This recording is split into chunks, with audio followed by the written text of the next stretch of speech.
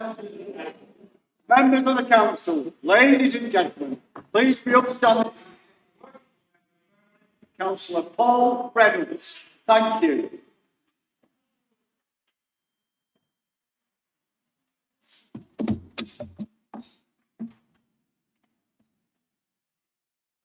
Evening, everybody. Please sit down.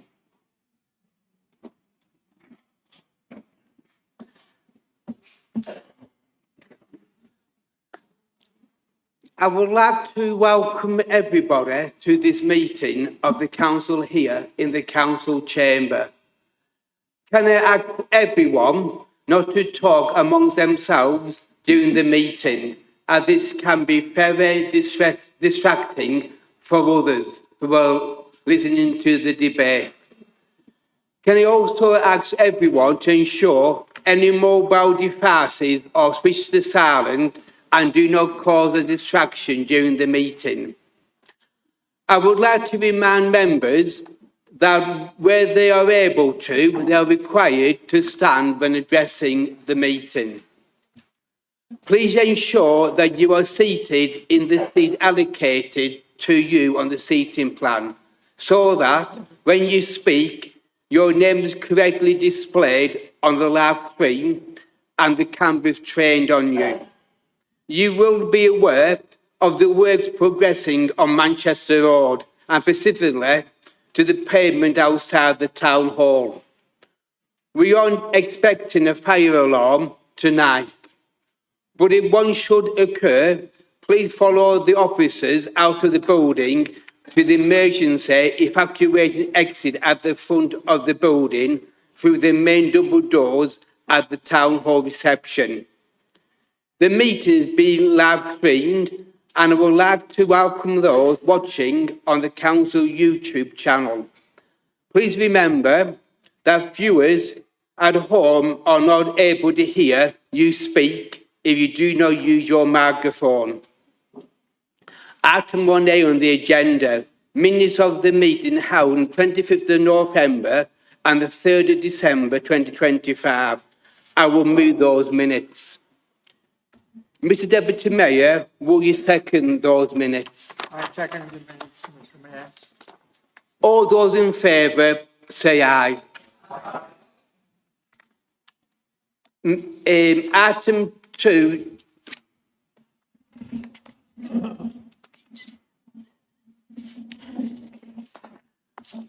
Item 2, declarations of interest. Are there any declarations of interest? Councillor Hurt.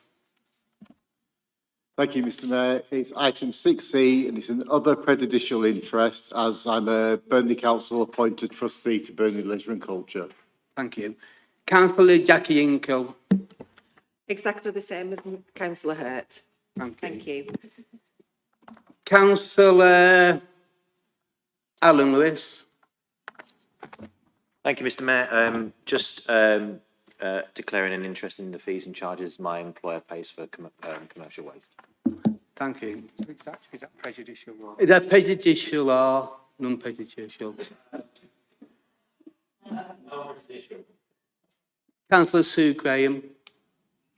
Declare an interest in item 6G on the agenda. Personal interest. Councillor Gemma Haig. Thank you, Mr. Mayor. 60 as per Councillor Lewis.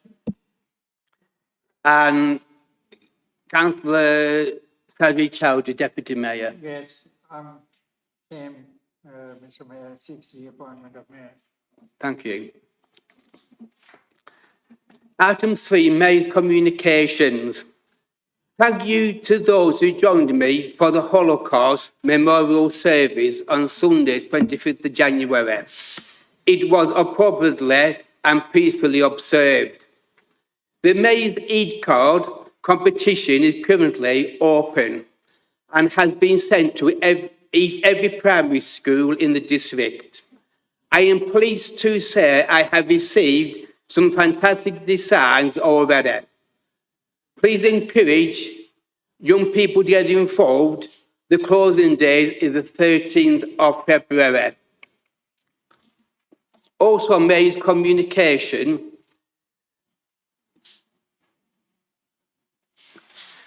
This year's Mayor's Ball will take place at Townley Hall on Sunday, 26th of April, between 5 p.m. and 10 p.m. Booking will open very soon. Please look out for the invitation in your emails, and we expect this to be a very popular event. This year's Mayor's Ball will take place in the Regency Rooms at Townley Hall.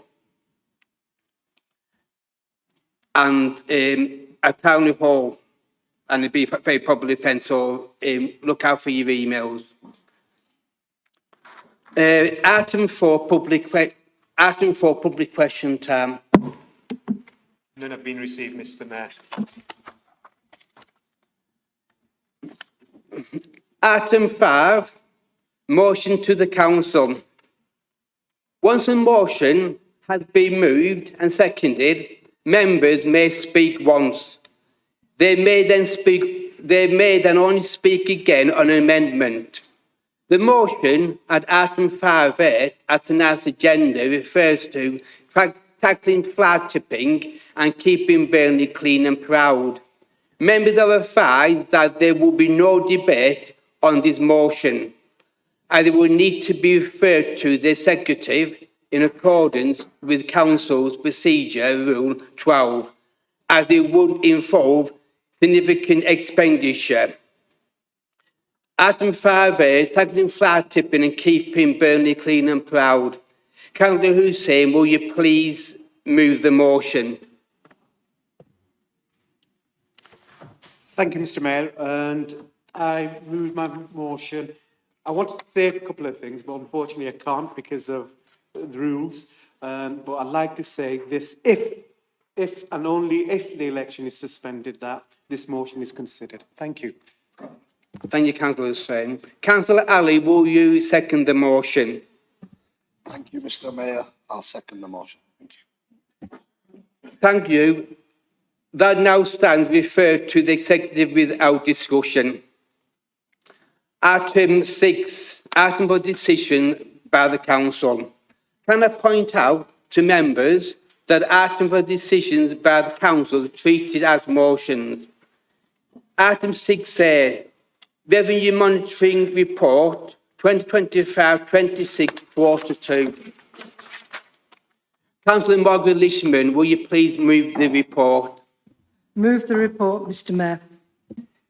Councillor Anwar, will you please second the report? Second the report, Mr. Mayor. Any member? All those in favour, please show.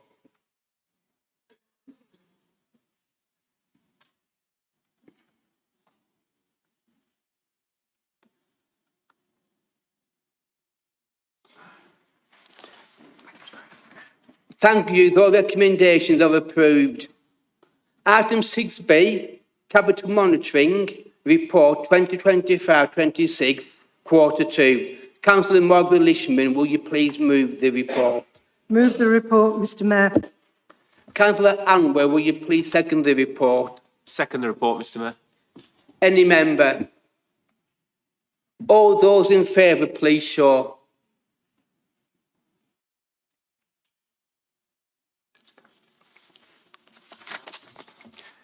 Thank you. The recommendations are approved. Item 6C, Treasury Management Mid-Year Report 2025-26, Quarter 2. Councillor Margaret Lishman, will you please move the report? Move the report, Mr. Mayor. Councillor Anwar, will you please second the report? Second the report, Mr. Mayor. Any member? All those in favour, please show.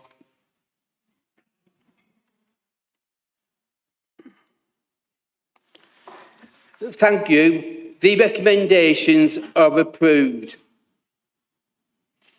Item 6D, Fees and Charges 2026-27. Councillor Margaret Lishman, will you please move the report? Move the report, Mr. Mayor. Councillor Anwar, will you please second the report? Second the report, Mr. Mayor, and reserve the right to speak. Any member? Councillor Casimir. Oh, sorry, I thought you. Councillor, yeah, that's fine. Any member? Councillor Townsend. Thank you, Mr. Mayor. And first of all, may I say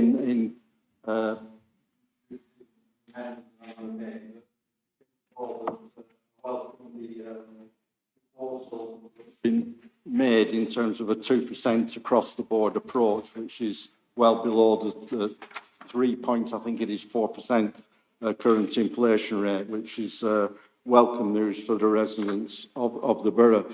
So we are quite prepared to endorse the vast majority of the tariff, but we do have a couple of exceptions to that we would ask that the executive consider, and we do respect that this is an executive decision and we're only here to really endorse what the executive have done. The first of those is basically bereavement services. If you look at the latest information I've received from Green Spaces last week, was that basically a cremation now costs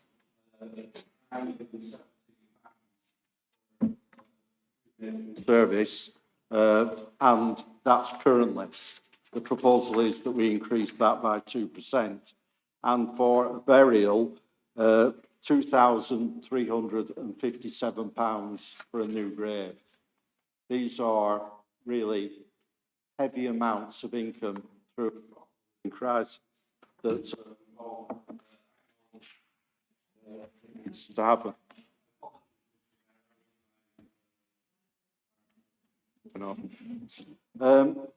So I think there is some scope where we shouldn't increase basically cremation and burial fees this year. What I would say as well is I would ask everybody, and I know you'll all be aware of the budget book and how much that basically is involved in cremation services. And I was looking earlier today that in 24-25 last year, the surplus, and in the private sector you'd call it profit, was £477,000 in that service last year that goes to supplement other services. So that was last. This current year, the expectation is that there will be a £766,000 surplus in that service, an increase of £289,000.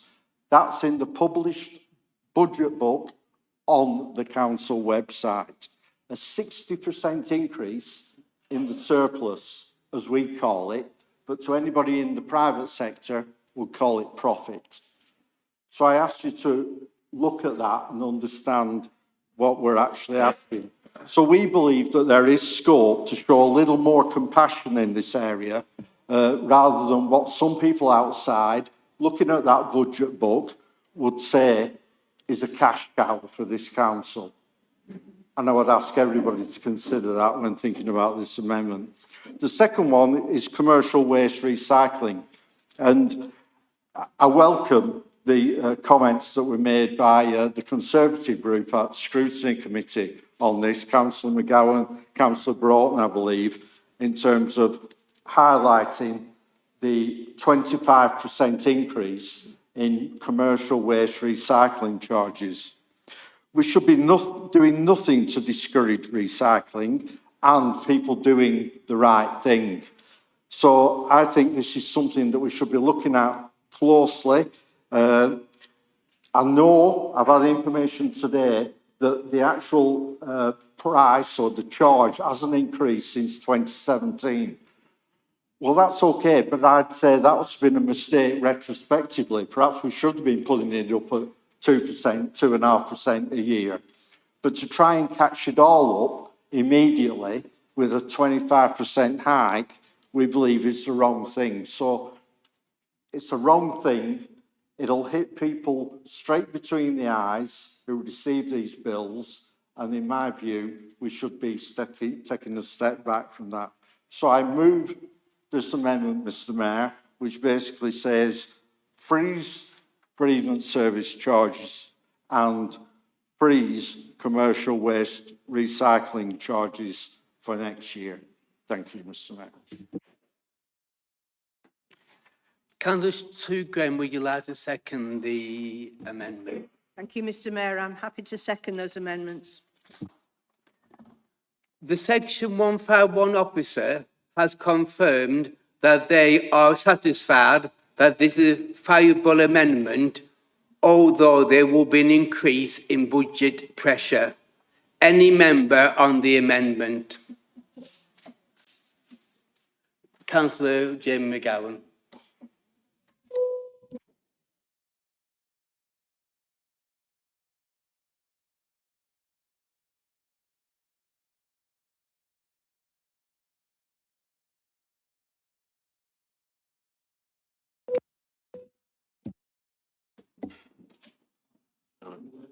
Is that working? Okay. Thank you, Mr Mayor. I just wanted to touch on some of the things that Councillor Townsend has mentioned. Obviously, our group has had a look over the fees and charges. We were particularly pleased with the freezing car parking charges for the town centre. We thought it were a good move that the garden waste had been frozen as well, in terms of that fee. But as a group, we have had a conversation about the bereavement charges and also commercial waste. Councillor Townsend's right to say that at the scrutiny committee, both myself and Councillor Broughton did raise the significant pressure facing, especially those within the hospitality sector, with the business rate rise that they're all facing at the moment, which has come down from the government. And the thing is with the commercial waste, I want to take this on 2 points. The commercial waste is one issue, but then the bereavement costs are another. On the commercial waste specifically, it was told to us as a committee, and also all councillors should be aware, that any business can go anywhere when it comes to commercial waste collection, and the council is actually losing money on the service that we provide. If we are too low to be making money, I think residents would probably look at the situation and say, well, why aren't you covering your costs with this? So it's not particularly that area that we're too fussed about. It's the bereavement costs, and we as a group feel that at a time when people's pockets are already squeezed, and at a time when we have found out that the government's come back and said they're looking to cancel the elections, close down the place, and set up a new council, that we just thought, well, now is probably the time where we can actually do something like this, because let's face it, if the council's going in 2 years' time, there's not major long-term thinking that has to take place when the finances are concerned. So as a group, we'd be more than minded to support this amendment by Councillor Townsend, to refer it back to the executive so that they can take another look at this. Thank you, Mr Mayor.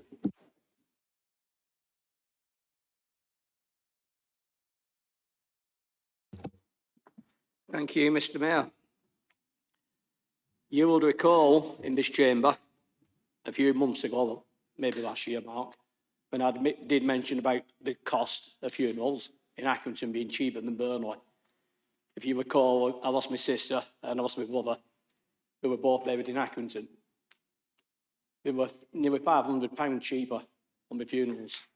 So I agree with Councillor Townsend. I know I find it hard for me to be on the same side here tonight, Mr Townsend, but it's common sense. It's the people's no money.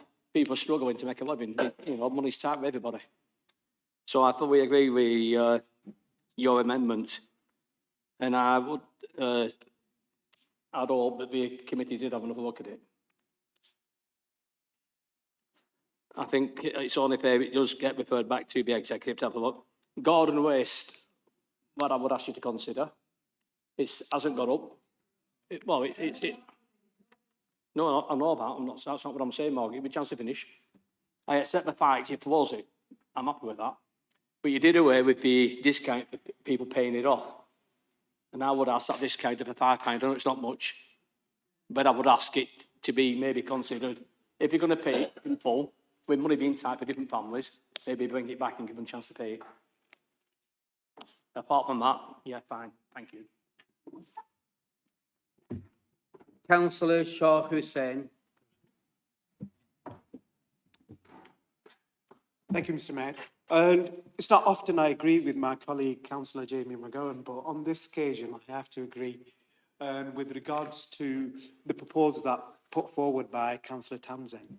And in terms of commercial waste, that is open to the market. And if local businesses research, they might find out that private enterprises are cheaper than local authorities.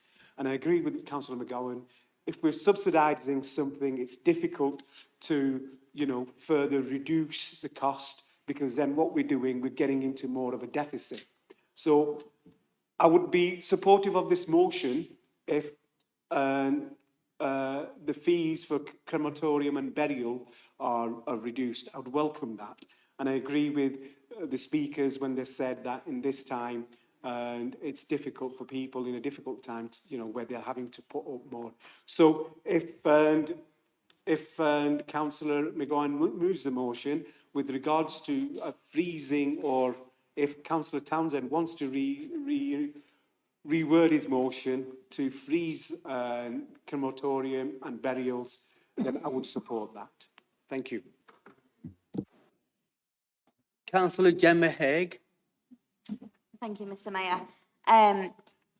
I note the arguments that have been made. On the bereavement services, I know that this leaves a slight chunk of budget. However, if I'm not mistaken, we're saving quite a bit more than that by not going ahead with the cemetery expansion. So, in my opinion, that balances the books. On the commercial waste, I have to admit I wasn't aware that we were losing money on that service. On the recycling. However, I have to agree with Councillor Townsend that doing a big catch-up all at once does seem to be a surefire way to make sure that businesses decide to put it all in the normal rubbish bins or get a big biffa bin and do it that way instead of actually recycling. And at a time when I believe we are now introducing domestic recycling services for the first time to the town centre flats that have never been able to recycle before, putting the charge up for businesses so that they stop seems like a bit counterintuitive. So that's the thinking behind the recycling amendment. Other than that, thank you. Councillor Ishiak. Thank you. Sorry, I pressed the wrong one, I always do. Thank you, Mr. Mayor. I just want to say that I think I agree with other colleagues about commercial waste. It's an opportunity for businesses to go out in the market and, source cheaper and more competitive rates. So that, and I can also see the argument that for councils to sustain that service, they need to kind of put up the costs in order to do that. But I want to reach out to, in a friendly manner, to my colleague, executive member, Maggie Lishman, to see if she can review and reflect on the burial cost. I have been involved in burial services in the community, and I can see a lot of people struggle, and a little increase will mean putting them out of pocket and possibly sending in debts. And some of these individuals, unfortunately, don't have any kind of plans in places. So when things, when they lose their loved ones, it is a big, big cost. So if any little bit that can be done, I think it'll go a long way supporting these families. Thank you, Mr. Mayor. Councillor Alan Lewis. Thank you, Mr. Mayor. Councillor Haig touched a little bit on what I was going to say, to be honest with you, but I do appreciate that businesses in relation to commercial waste can shop around, they can look elsewhere. But we are, in this report, we are saying that we're going to freeze general waste, commercial waste charges, but put up the recycling. And there's no obligation on businesses to recycle. So to me, that is just encouraging to sack off the recycling service and just use the general waste service that's been frozen and put all the recycling in the general waste. So on that basis, I do agree that the recycling charges should be kept in line with the rest of the commercial waste. Thank you, Mr. Mayor. Councillor Margaret Lishman.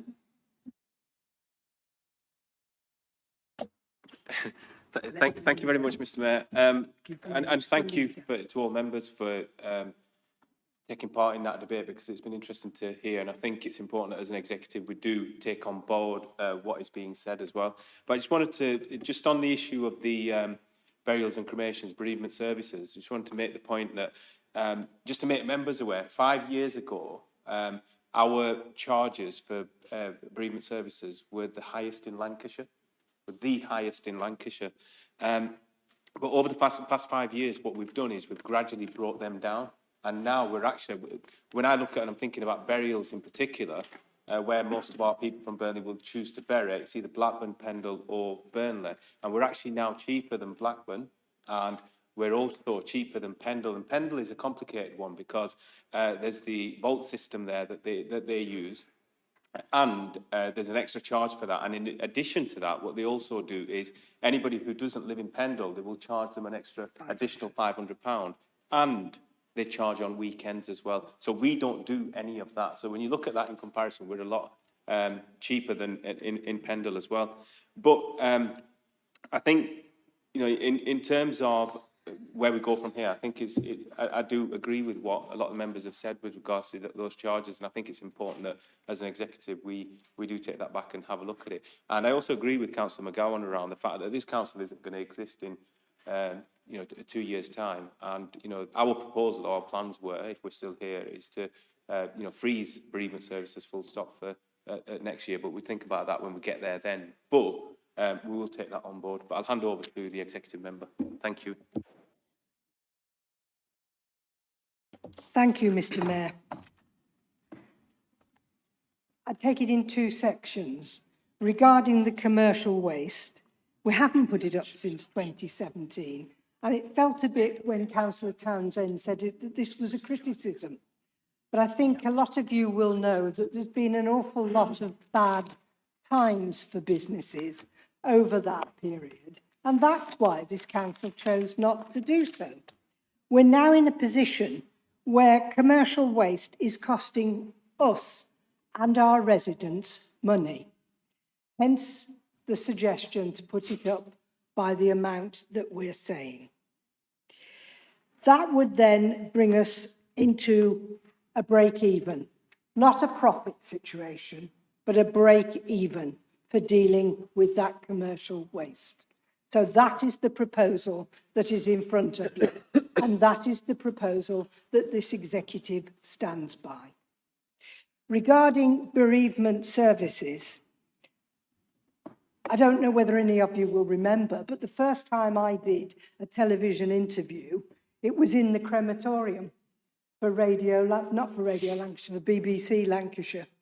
So I have been quite involved with bereavement services for well over 30 years, including those of you who've been to the crematorium will notice the vast improvement to the ambience of the place now that we've had it completely done out.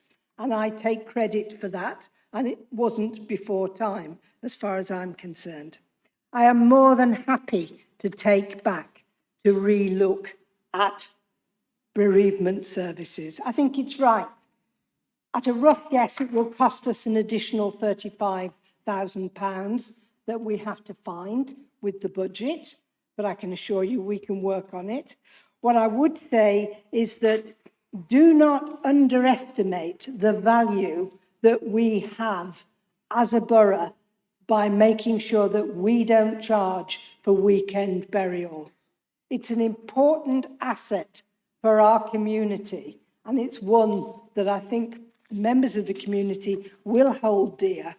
We're about the middle of the range regarding the costs now, and that's where it stands. We are also, with regard to bereavement services, working through quite a lot of work with regard to the Victorian element of the cemetery.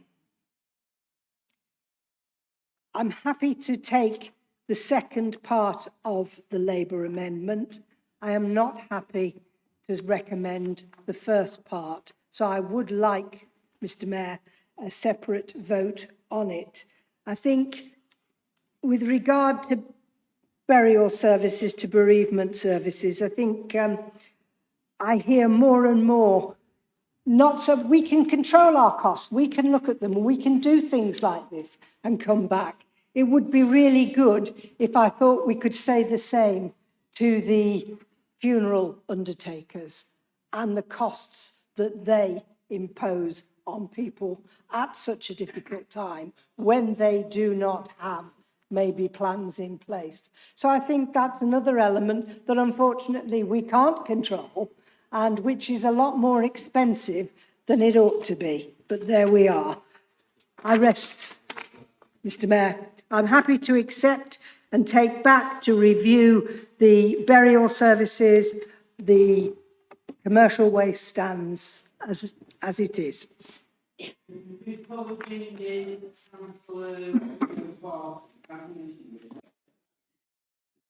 Going to have a second for, can I bring in the legal officer on that? So this is entirely, thank you, Mr. Mayor. This is entirely how members want to work. And there's two ways members could take this through. First of all, is initially an agreement with the mover of the amendment.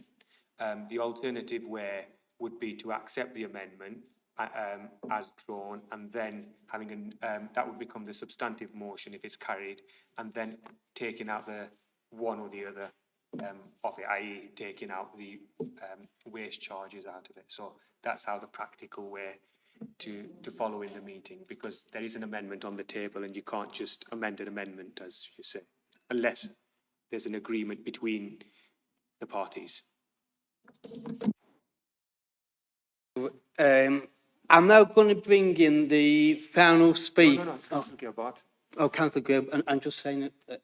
I'm now going to bring, I don't want to curtail debate, but I'm going to bring the final speaker on this, Councillor Gilbarton.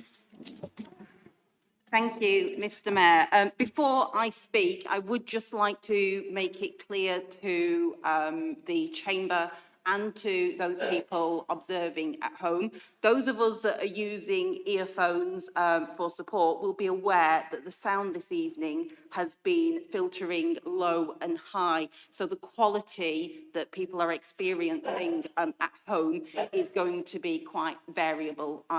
You finding it fine? Okay. It seemed to be connected to the various issues with the microphones we were having. Certainly, when you were speaking just then, it went very, very faint. But back to my original point. Thank you for bringing me in before this segment of the alteration to the motion was complete. There's a very old saying that the only things you can count on in life are death and taxes. And it seems to me it's a scandal that up and down the country we are combining the two things, because by making a profit on funeral arrangements, it just seems crematorium. Yeah, sorry. By making a profit on people being cremated, it just seems like it is a way to take people's money off them right until the very extreme end. On the other aspect, the commercial waste, I have to say, as I have never operated a commercial premises, I am not quite sure I understand the logistics, and I assume this is how it's done up and down the country, of charging separately for recyclable and non-recyclable waste. Because I think we all know for certain, if that's how we operated domestic waste, we would see our recycling rates absolutely plummet through the floor. Because we spend a lot of time trying to encourage people to do the right thing. But as colleagues have pointed out earlier, sometimes a little bit of an extra incentive is required for people to do the right thing. I don't believe the executive member responsible can come back and answer why it is that we charge it separately, but I would like to find that out if possible. Thank you. The executive member will get the final right to reply. Councillor Townsend, you have the right of reply. Thank you, Mr Mayor, and I think the debate has been really encouraging in terms of the way it's been conducted tonight. What I would like to just say is, I don't see what the problem is of just accepting the amendment as a whole that covers just both cremation charges and basically the commercial waste. Because basically we're not voting to change anything tonight, we're just voting for the executive to reconsider. And when they reconsider the commercial waste, they could actually decide to do nothing. They could decide to do what perhaps I put on the table this evening, or they could decide to do something else. So I don't see what the issue is. And we have until the 1st of April to sort this out when the new tariffs actually come in and the budget is in a few days' time. So I'm hoping that members will take that into consideration when voting in a few days, in a few minutes' time, not a few days. But I'll leave it there, Mr Mayor.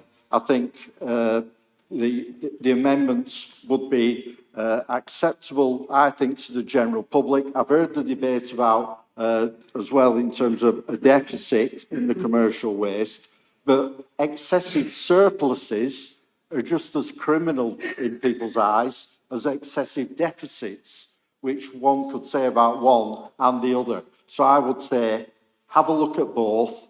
We're not going to die in a ditch over this. Just take it away, have a look at it, decide what you want to do, and then we move forward from there. Thank you, Mr Mayor. Councillor Morgan Leishman, at the original move of the motion, you have the right to reply. Thank you, Mr Mayor. There isn't an issue in accepting it. I'm quite happy to do so. I just thought it would be good if I was courteous enough to explain to you all my view on both those issues, rather than to wait. So saying it looks as though I'm not going to accept it, it's not true. I'm quite happy to take them both back and to look at them, Mr Mayor. Thank you. We will now go to the vote on the amendment. Thank you. All those in favour of the amendment, please show.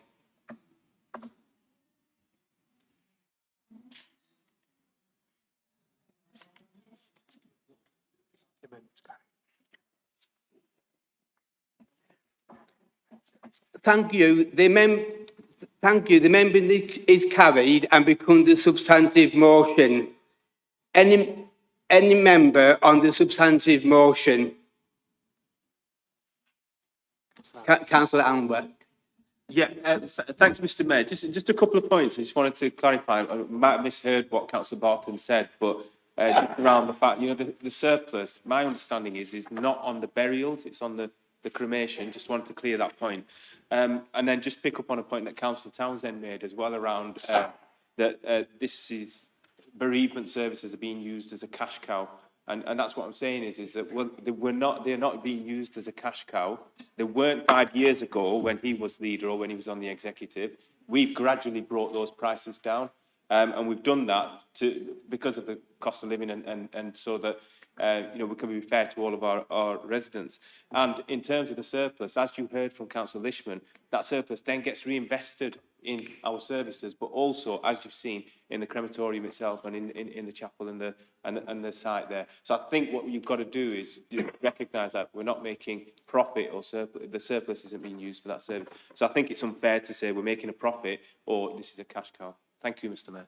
Here, here.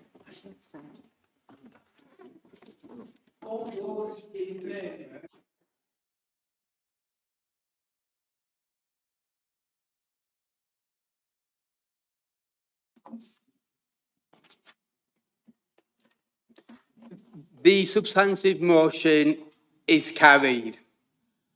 Item 6A, Item 6C, Prairie Sports Village, 3G football pitch schemes.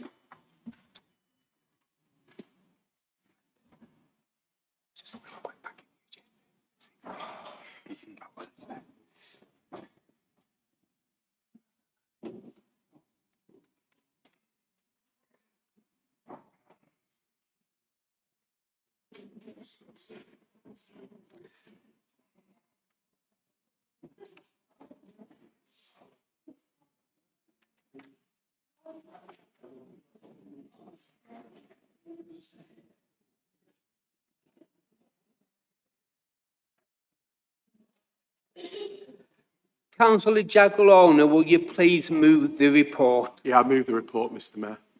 Councillor Anwar, will you please second the report? Second the report, Mr Mayor, and reserve the right to speak. Any member? Councillor Steele.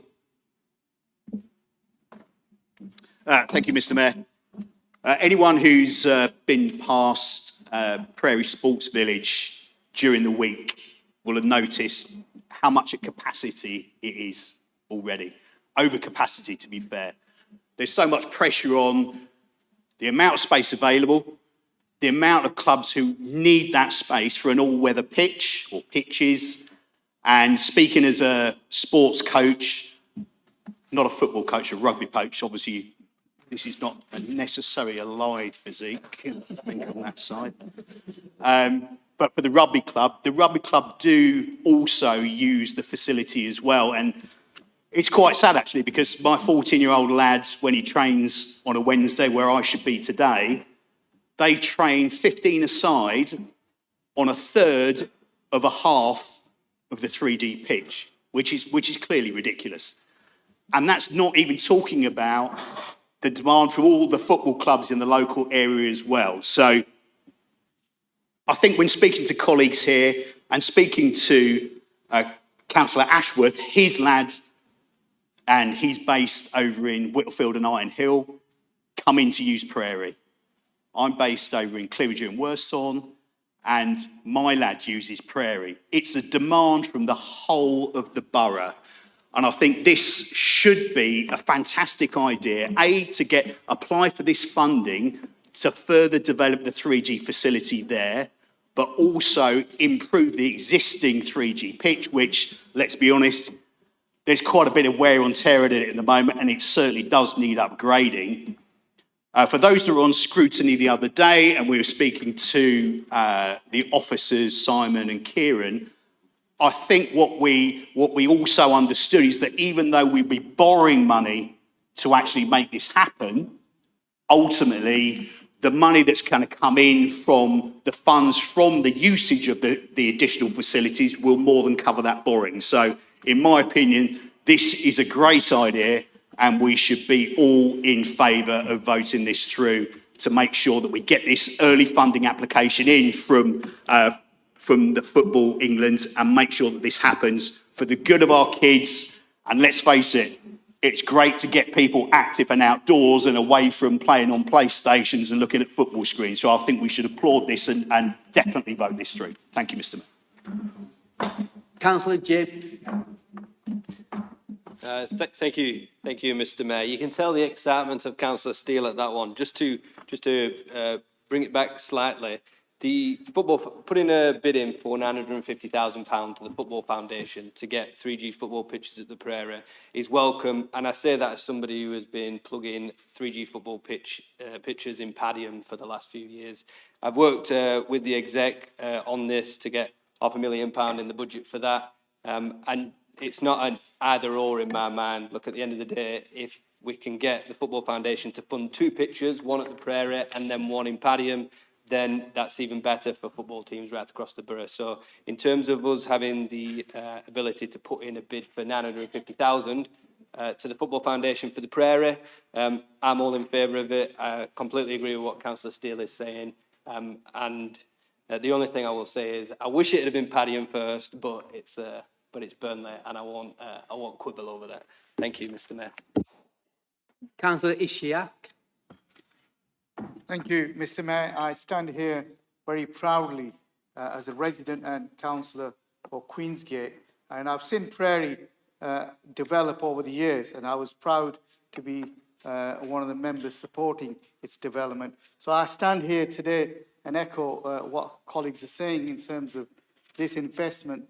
It goes beyond football. It brings young people out, children out, and it contributes on a number of fronts. I wish I could play, but consider myself as a former sports person, but yeah, great, fully behind this and looking forward to it.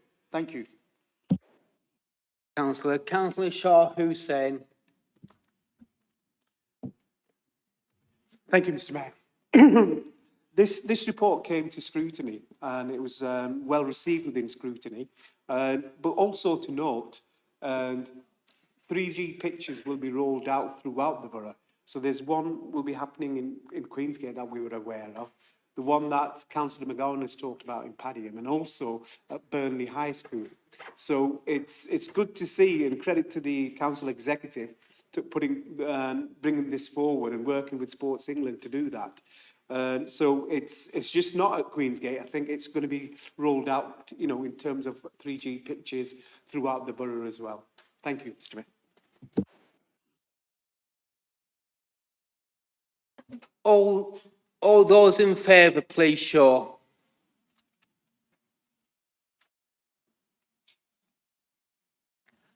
Thank you. The recommendation is approved.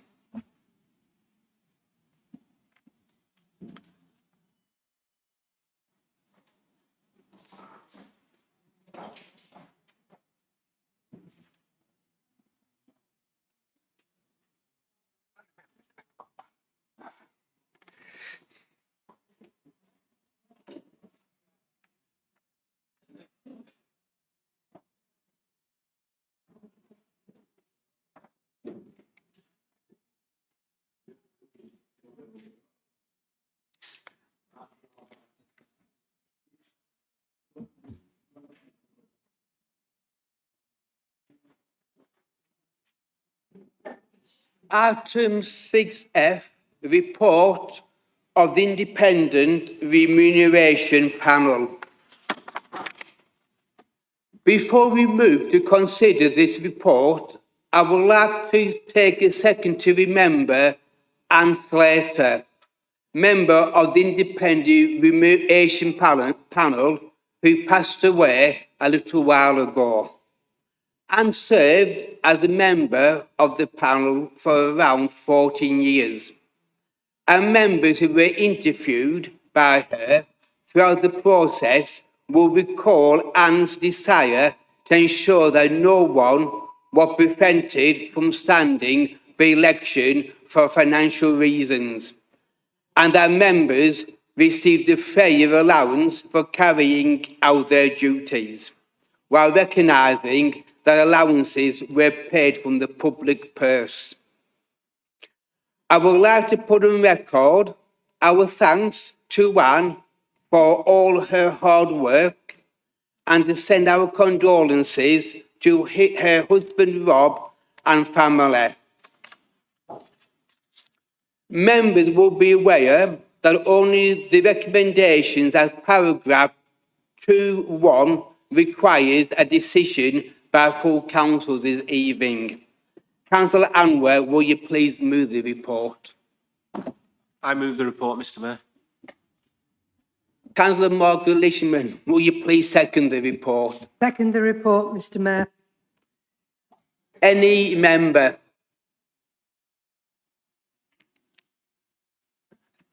Thank you. The recommendation of paragraph 2.2 is noted. We will now move to the vote on the recommendation of paragraph 2.1. All those in favour, please show.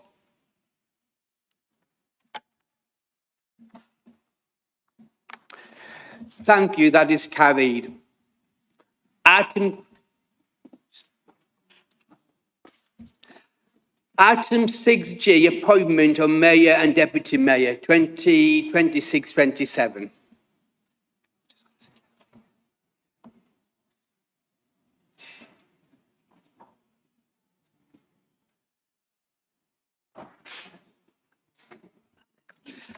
Councillor Anwar, will you please move the report? I move the report, Mr. Mayor. Councillor Margaret Lishman, will you please second the report? Second the report, Mr. Mayor. Any member? All those in favour, please show.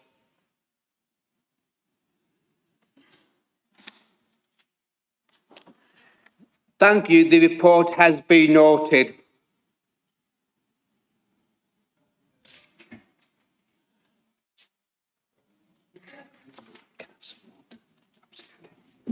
Mr. Mayor. I'm not looking at it.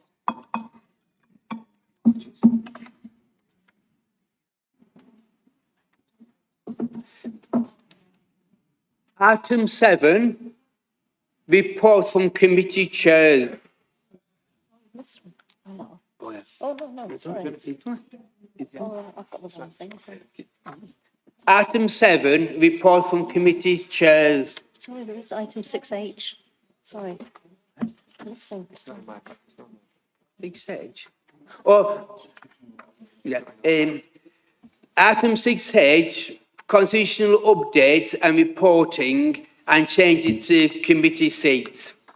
Councillor Anwar, will you please move the report? I move the report, Mr. Mayor.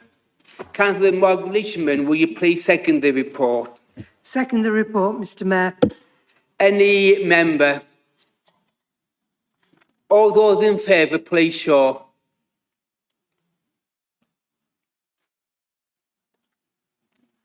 Thank you. The recommendation is approved.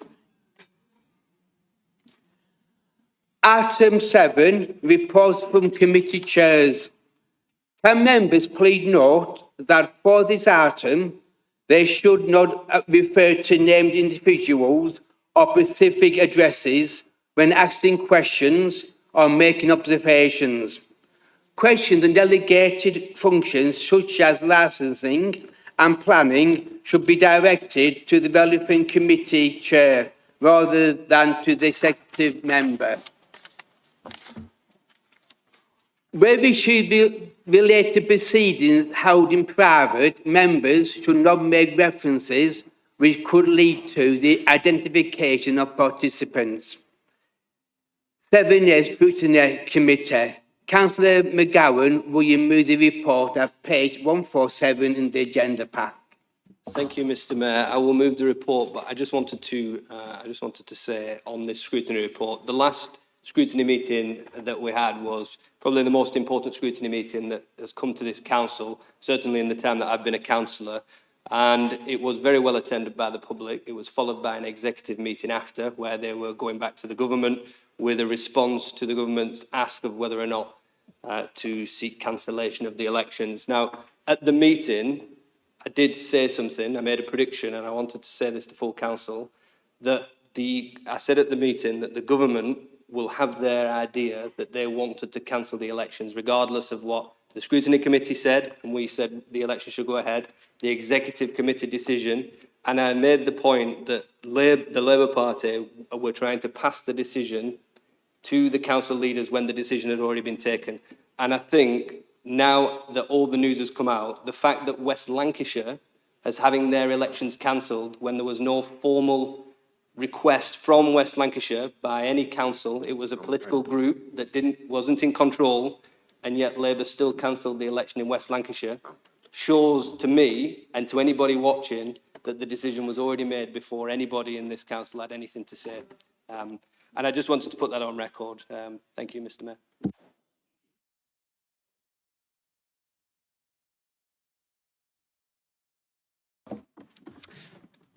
Thank you, Mr. Mayor. Just wanted to thank the chair of scrutiny, actually. He was talking about that special scrutiny committee that took place.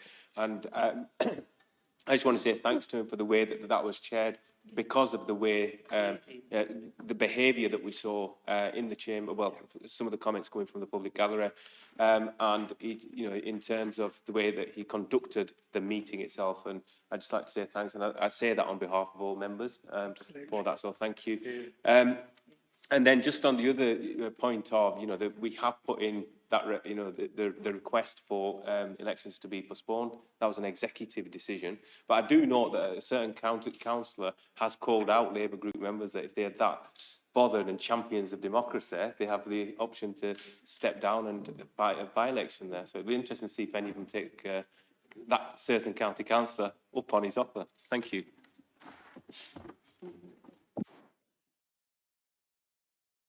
Councillor Alan Hosker. Can I just say on what Councillor Anwar just said about the conduct of the people speaking on the scrutiny meeting? As you know, I didn't attend because I wasn't in best of health, but I did attend the executive after. The executive after, straight after, the same people never said a word. But I can tell you now, but the day after, I spoke to the people concerned at an higher level, because I reported them for it, and I thought it was disgraceful. And on behalf of their actions, I did complain higher above. I'm not going to go into detail what happened, but it were dealt with, and they were spoken to. I just thought it was disgraceful. But you know, you make me laugh here, what? Because you all think there's going to be elections. It's a court decision, yeah? And I still think this court decision is going against you. And I hope it does go against you. Not you personally, but against the government. Yeah. And I hope it gets overturned on 19th and 20th. I mean, Keir Starmer's done more U-turns in Spaghetti Junction. So I just hope it gets overturned. And I honestly think, and this is only my opinion, for what it's worth, I honestly think this thing about this new devolution, I still think there's a chance it'll get cancelled. I think they will get expensive. I think they'll just throw it out. And be good at it, aren't they? We've had plenty of practice. Councillor Mark Townsend. Yeah, thank you, Mr. Mayor. Just very quickly, I'd like to just support Councillor Anwar's comments about how Councillor McGowan handled that scrutiny meeting. It was extremely difficult. Obviously, there were quite a number of members in attendance as well, and some of the noises from the public gallery were absolutely disgusting, to be honest, on the night. And I'd just like to congratulate Councillor McGowan for getting through that meeting in a positive fashion and getting to a conclusion that then allowed a decision to be made and the executive then to consider that. Thank you. Councillor Shah Hussain. Thank you, Mr. Mayor. I just want to bring a bit of political balance to this argument. With regards to cancellation of local elections, it's nothing new. It happened in 2018 within a Conservative government who allowed shire counties in the south, Northamptonshire and some other few counties. There were two-tier authorities.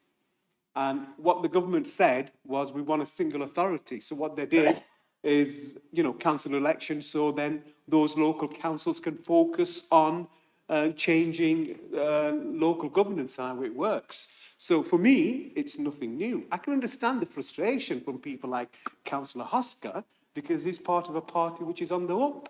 And come May 2026, his party might have won a lot of seats, and I probably agree with that. But my sort of argument is, it's already been done. There's nothing new on it. It might happen again, in 50 years' time when they're, having to change local government governance. So let's just get on with it. And in terms of Councillor Hosker, he said that there's a court hearing, and yeah, there is. And we still might get an election, if court hearing goes the reform way.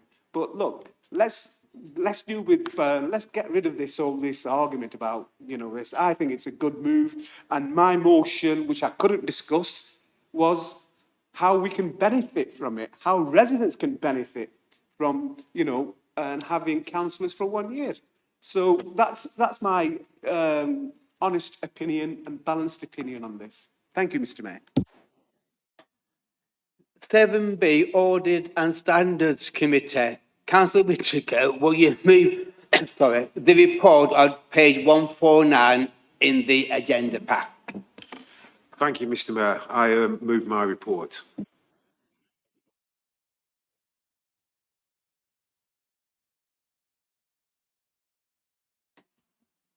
Seven C, Councillor Lubna Khan.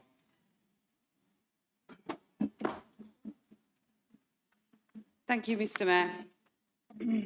I want to make a formal statement to the council about the background of Councillor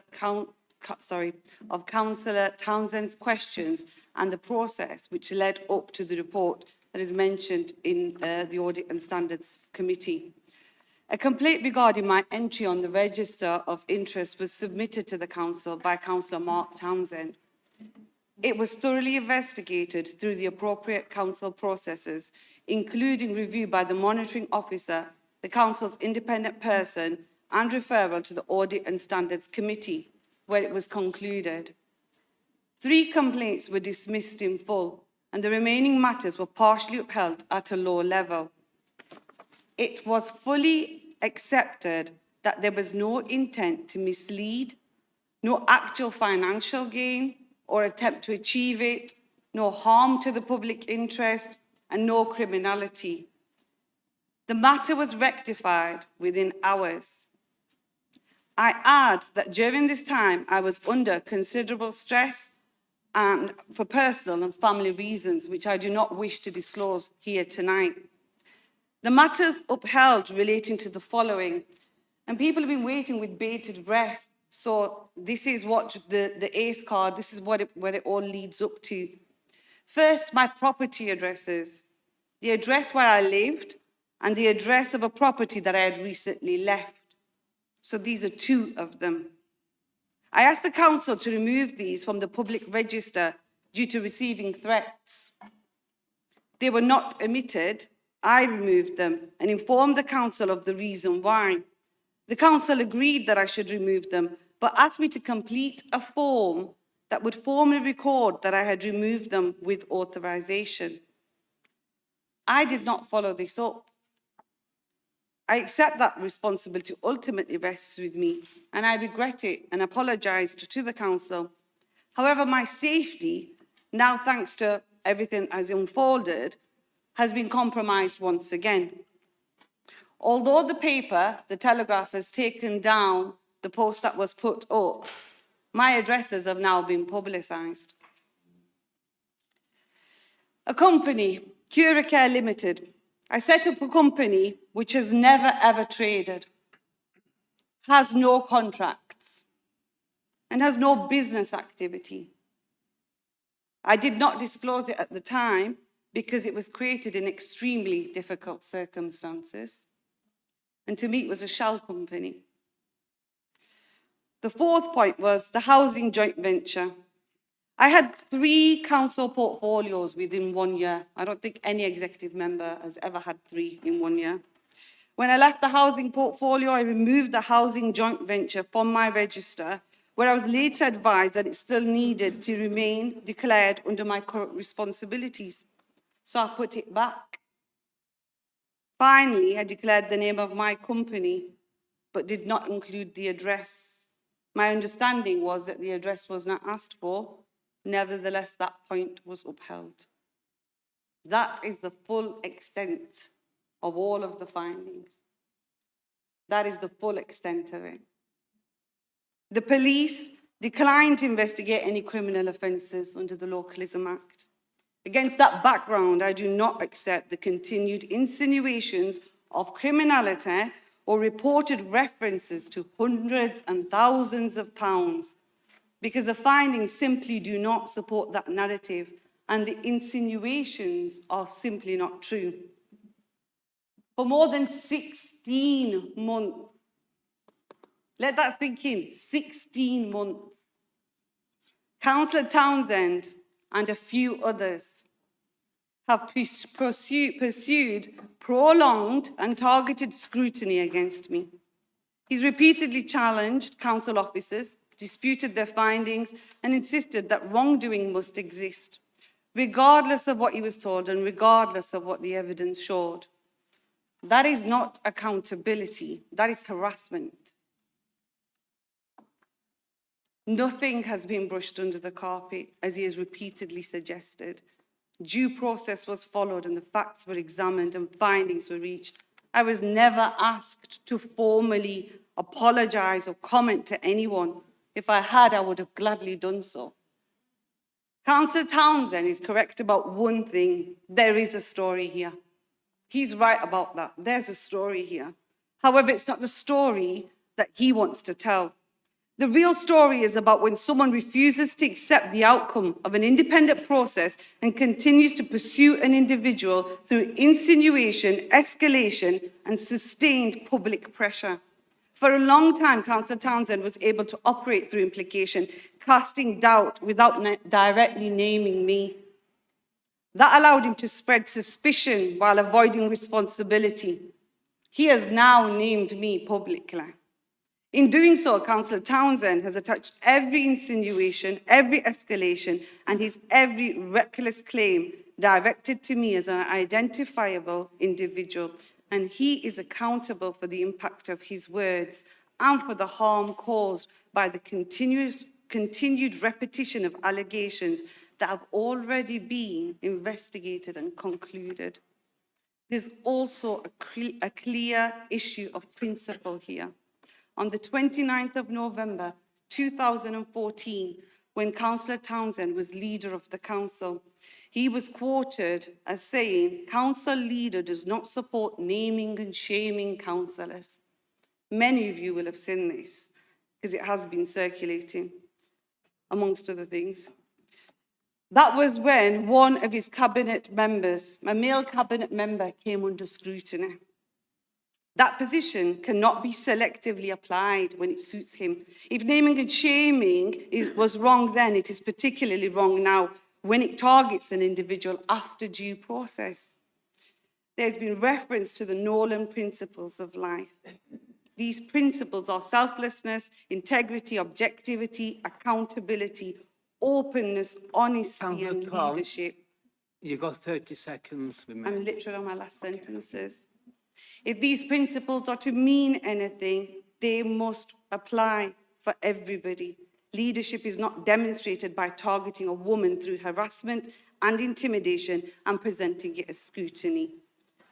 I remain committed to public service and to integrity and to standing up for what is right, even when doing so has come at such a great personal cost.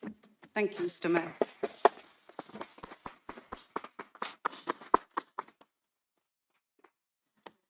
Thank you, Councillor. Councillor Sherice Lawn.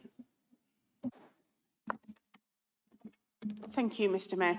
I just want to say I've been supporting Councillor Corn for the past 16 months. No problem. Oh, sorry. With everything that has been going on, and it has been really difficult for her. She has been swore at in a public forum. She's been harassed. She's been intimidated. It's not stopped her from doing what she's wanting to do, especially for her constituents. And I'm proud to say she's still here on the executive with us today. Thank you. Councillor Mark Townsend. Thank you, Mr. Mayor. Obviously, there's a number of things that obviously I'd like to say in response. Obviously, I would personally say that I think Councillor Corn has been badly let down by the council more than anywhere else. At the end of the day, it's the council that's named Councillor Corn, not me. It was Councillor Corn was named under a Freedom of Information access request, which all the general public are entitled to see and hear. What I would say, because obviously there's a number of things that were said there, is that throughout the process where we sit here tonight, the initial complaint was justified. The investigation was justified. The findings of the report, which are still private and confidential, nobody can see apart from those involved, in my view, are justified. The thing that wasn't justified was, in my view, a cover-up to keep the name of somebody who had breached the code of conduct private, confidential, and I reject totally that it was a misogynistic act or a racial act or anything else. It wouldn't have mattered who it was in this chamber. If I'd have seen such a breach of anybody's declarations of interest, they would have been declared. And the Freedom of Information access request was justified. The name would not have come out other than that. I've not named. The only reason why I went public in November was because, in my view, there was being a systematic cover-up of the name of an individual who breached the code of conduct.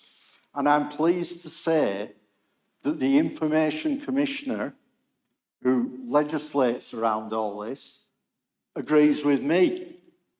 In December 2025, there was a ruling where similar information was requested from Preston City Council.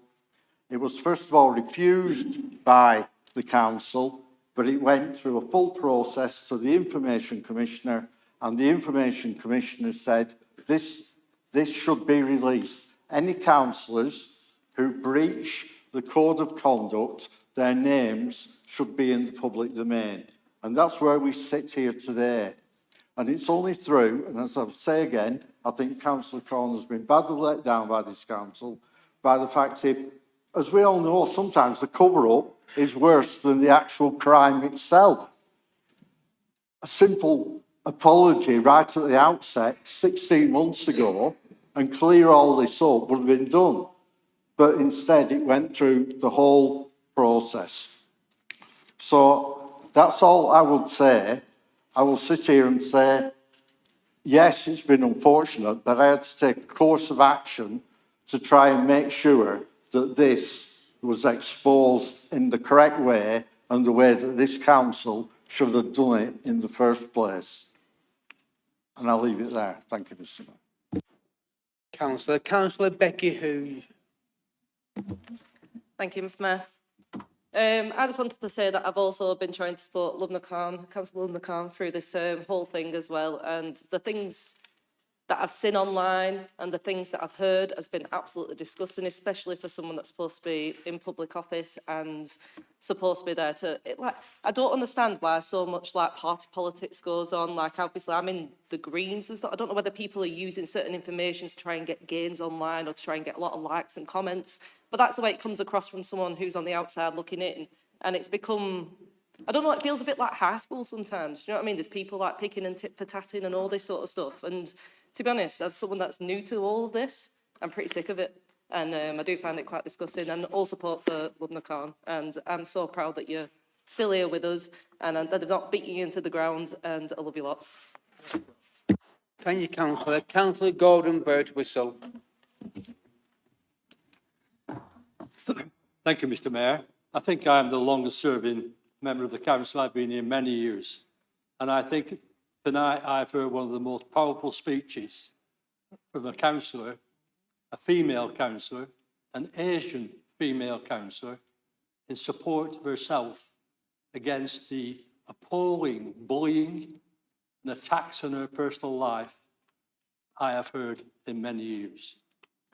I wasn't involved in any of this. I've only heard second hand and third hand and seen comments on Facebook which sicken me when we're living in a country, in a town where we all want to live together peacefully.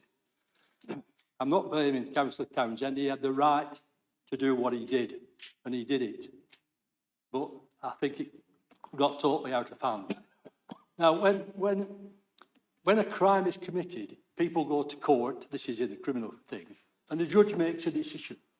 Everybody accepts that decision.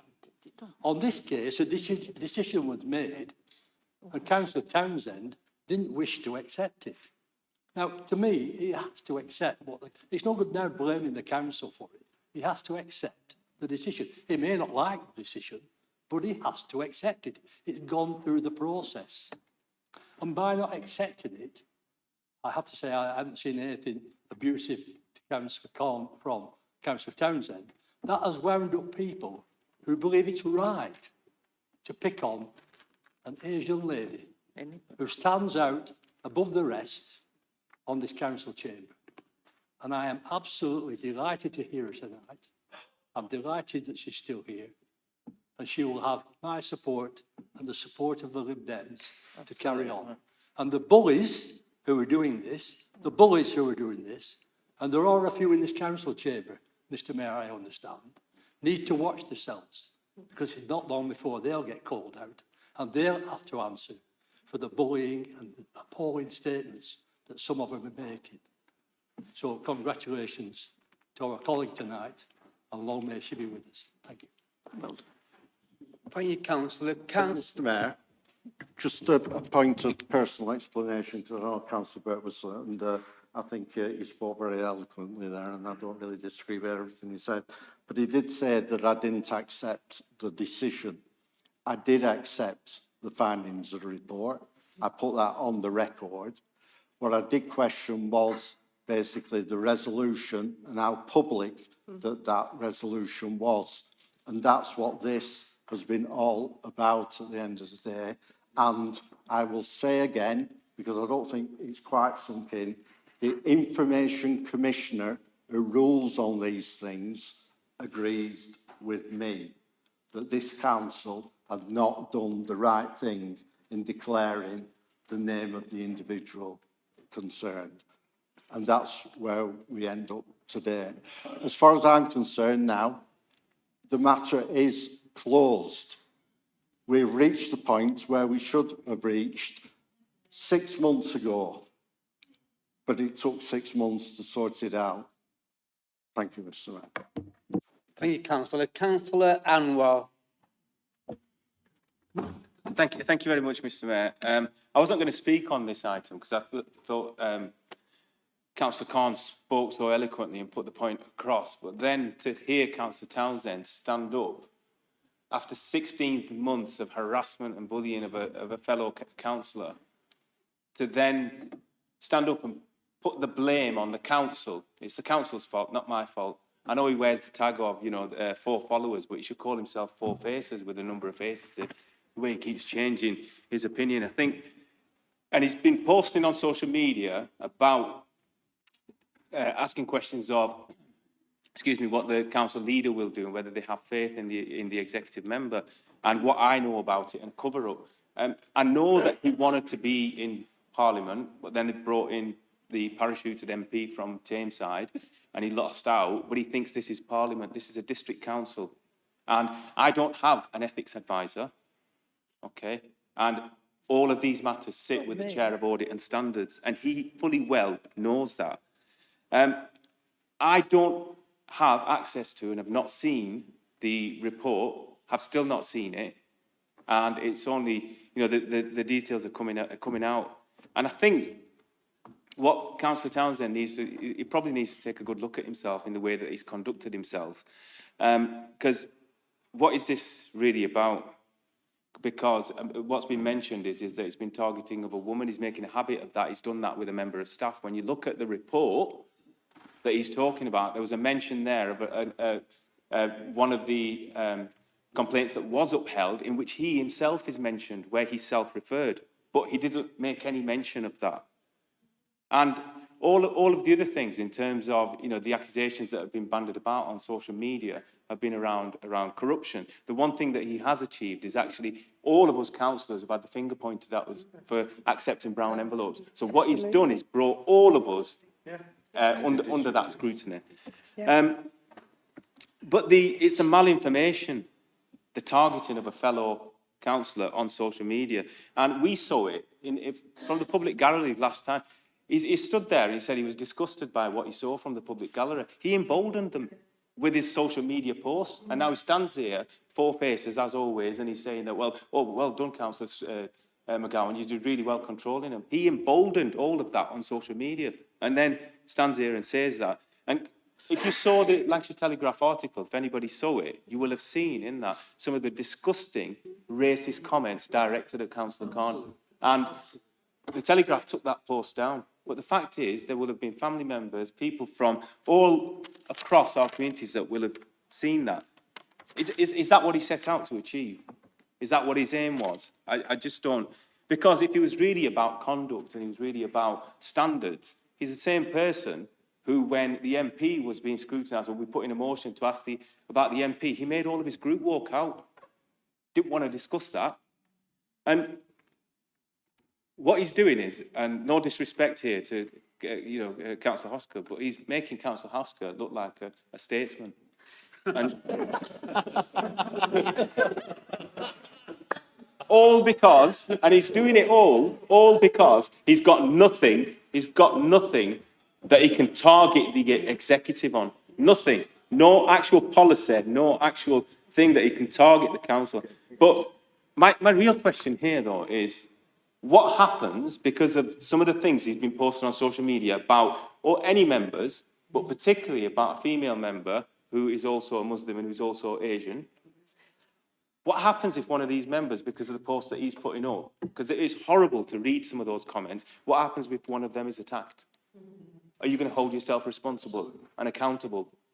What about the mental health and the mental well-being of the members that you're targeting because of the horrible messaging that he's sending out? And it just comes across to me. I really do not know what goes on in his head. I don't know. Maybe he was bullied as a child. I don't know. I don't know what the issue is. But my question, though, here for the chair of scrutiny is, if I stand in this chamber, audit and standards, if my question to you is, if I stand in this chamber and call you a bastard, is that acceptable? No. Okay. And if there is a member who has called a fellow councillor a bastard in this chamber, should they stand up now and apologise in front of all of us? Because if there is a member who's done that, if he doesn't do it now, all of us, as he said last time in this very chamber, all of us will have the finger pointed at us. So I think the person who did that and swore at the member of scrutiny needs to stand up, own up and apologise, not just to the chair of scrutiny, but actually for bringing standards into disrepute, and should do it now. Thank you, Mr. Mayor.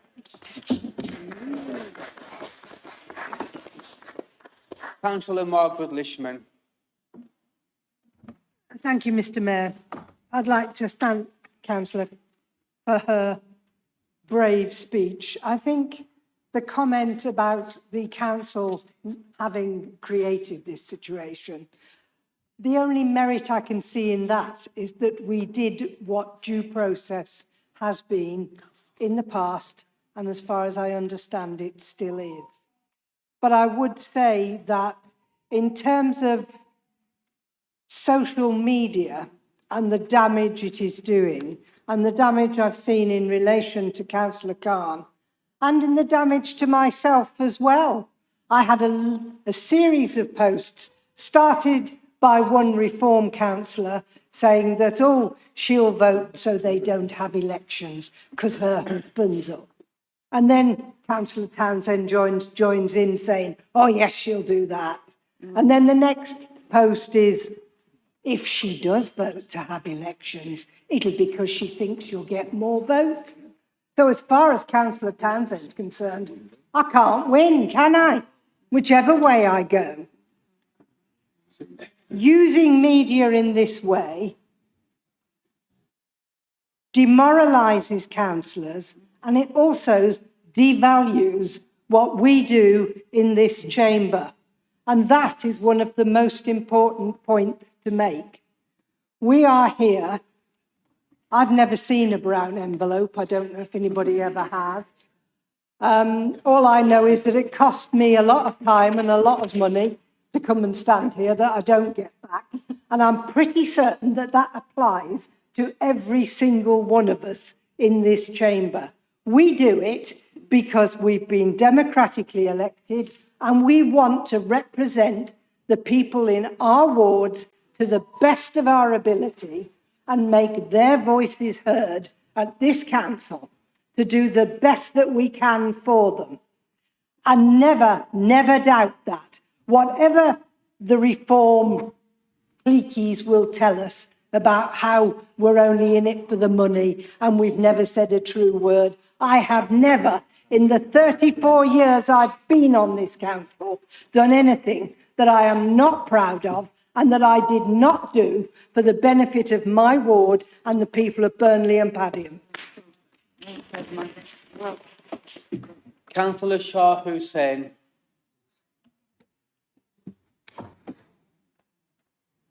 Thank you, Mr. Mayor. And I sympathise with colleagues who've been subjected to Facebook, social media posts and so on. Similarly, I've been subject to that as well. On the 2nd of September, there was a complaint that was made against me to the council with regards to code of conduct. That information was then released straight away on social media in my past role as a mayor with my mayoralty role, and a lot of information, an accusation was made. I was very disappointed as to how that information was leaked when only a handful of members or handful of people or individuals had that. Like Councillor Townsend said, it must have been the council. You know, how can something that's gone to a council to be investigated is then immediately on social media? And as a result of that, I got a lot of abuse and a lot of whatever you get on social platforms. So I sympathise with that. I think it's important, all of us, regardless of our role, that we take processes important, and information such as that should not be leaked unless somebody has, or the process has finished, and everybody has their right to say or defend themselves against what they're being accused. And so from experience, I can see that, and I hope it does not happen again. Thank you, Mr. Mayor. Councillor Howard Baker. Thank you, Mr. Mayor. Oh, what to say now? Am I the last speaker? Oh, last. If I was last, I could end it. I'm pleased to hear that Councillor Townsend says he's now drawn a line under it. I did read this Preston report as well, but I can't see anywhere in that where it says thanks to Councillor Townsend, and he agrees with him. Now, I can't see if you're saying the Information Commissioner has written to you and said that he agreed with you, then please correct me, Councillor Townsend. If you're saying that you are pleased to follow what has happened before, what the Information Commissioner has, then you have a chance to perhaps change that. It's a serious bit. We've got to put it behind us. Yep. We really have, because it's affecting my health. I haven't slept for 3 days. I can see the chief executive laughing now because I told him earlier about my problem. 2 nights ago, I sat up in bed at 2 o'clock in the morning. I thought, I better check my register of interest because he'll have a pop at me next. So I went through it and I found out it was a terrible error. I went to throw myself at the feet of Catherine Warby today. I did earlier say on Catherine Warby, but I didn't mean at your feet, Catherine. To apologise for this terrific error that I've made. My partner, the wife's section, what does your wife do for a living? And she works, what's it called? Airedale National Health. Right? Hospital. And I spelt it wrong. And I put down National Health Trust instead of National Health Trust. And I thought, he's going to declare that I've done it all wrong and he's going to have the same witch hunt with me. And I didn't sleep for 2 nights. And this morning I ran straight into democracy and changed it all. And thank God it now reflects the true state, and it's a trust, not a trust. I don't know whether the next characters on the keyboard, as unfortunately I have to keep apologising. And I do apologise for my dyslexic typing. But I was hoping to end on a lighter note and say, look, let's put it all behind us. We've all learnt a lot. Please, for goodness sake, let's think. It's social media. It's too easy, too quick, and everybody jumps on the bandwagon. Yeah. And Mark and I generally get on very well. Well, I think we do. I'm not so sure anymore. But let's draw an end to it, move forward together, because we haven't long to go as a council. But as far as I know, every damn member of this council, including Councillor Townsend, is doing the best for the people of Burnham. We're doing as good as we can, and let's hope we continue that way for as long as we can. Thank you, Mr. Mayor. Before I bring in the final speaker, the Ordinance and the Committee, I'll add to Councillor Hosker. Yeah. Thank you.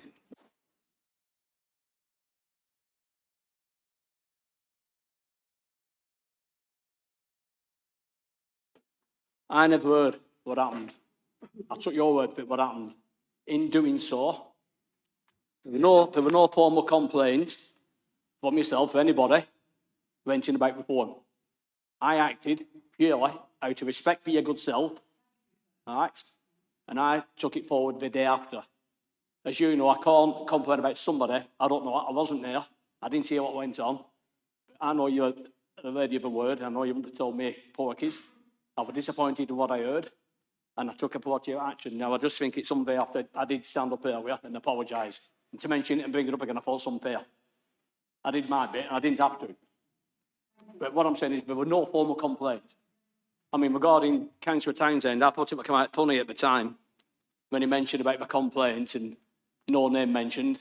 And I'm like, I thought, I'm not everybody, I mean, I have a few code of conducts, as you know. And I thought, not everybody's looking at me. When no names mentioned, it first thing comes to mind. Definitely not me. But anyway, I just wanted to mention that, Maggie, that's all.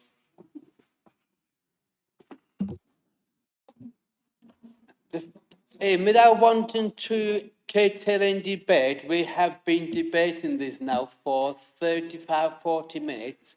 So I will have to bring in the final speaker, Councillor Whittaker. Thank you, Mr Mayor.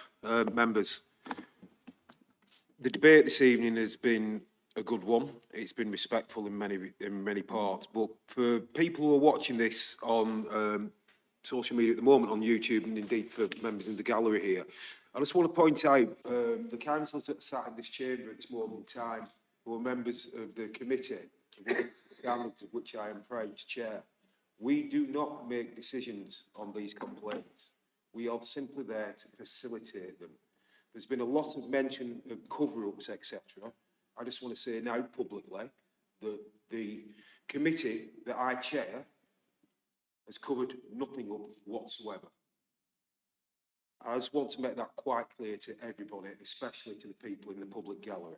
We've acted with integrity, we've done exactly as we're supposed to do, and I just want everybody to be fully aware of that. Thank you, members. Thank you, Mr Mayor. Thank you. Item 7C, Licensing Committee. Councillor Kelly, will you move the report at page 151 in the agenda pack? Thank you, Mr Mayor. I'd just like to add to it, there's no mention on here about the hearings that we've been doing. And in the last 6 months, I think we've done about, a few of us have done about 12. We have 6 taxi hearings next week. So if anybody is thinking that we're not doing any taxi enforcement, we certainly are. Thank you, Mr Mayor. Thank you. Any member? 7D, Councillor Hosker. As you know, I was going to mention last time we did a taxi check on safety checks on safety vehicles. I was going to take it to the exec, but as always, it's passed me back to yourselves as chairs. Can you let us know, please, when the next taxi check will be, or when the last taxi check were on vehicle safety, please?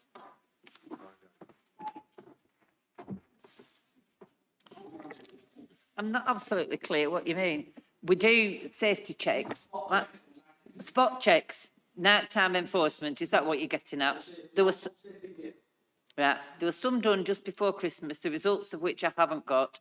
Since then, there have been a lot of safety checks with MOTs coming back to us, vehicles that are too old to be on the fleet coming back to us, exceptional conditions, most of which have failed, to be fair. So we are well on it at the moment.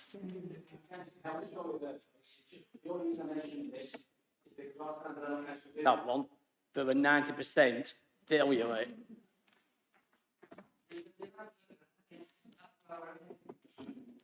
Yeah. 7D, Development Control Committee. Councillor Ishiak, will you move the report at page 153 in the agenda pack? Mr Mayor, I move my report.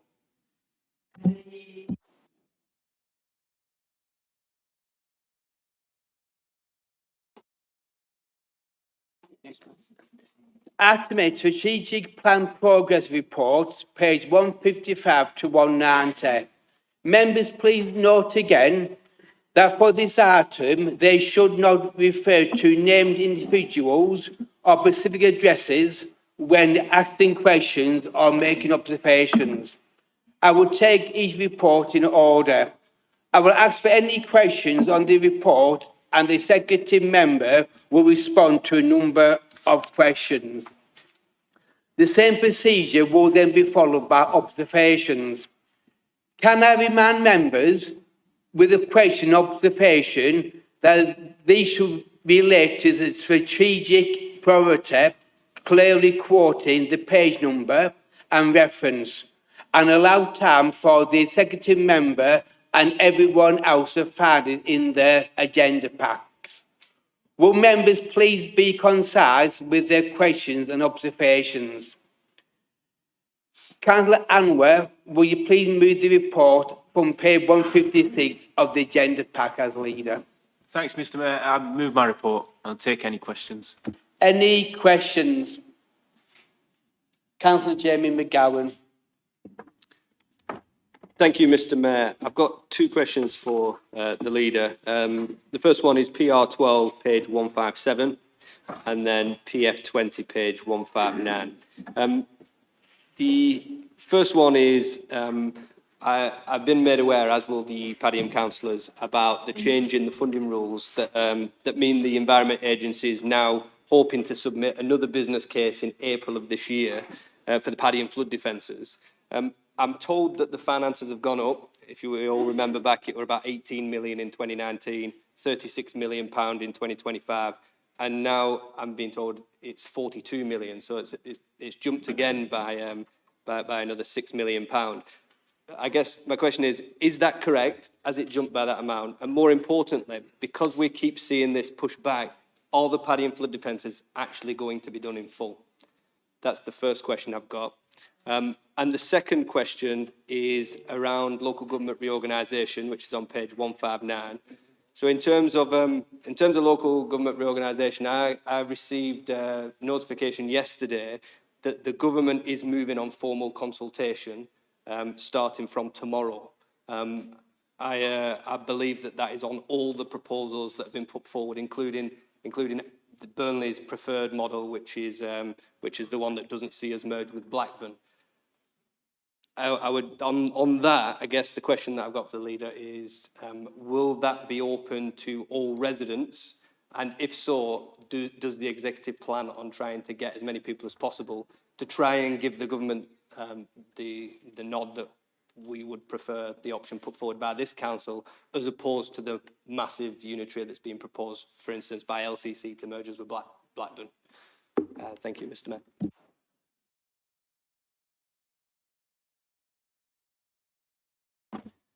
Thank you, Mr. Mayor. Councillor McGowan has covered what I was going to say to some extent. Page 157, PR 12, just on the Padiham flood defences.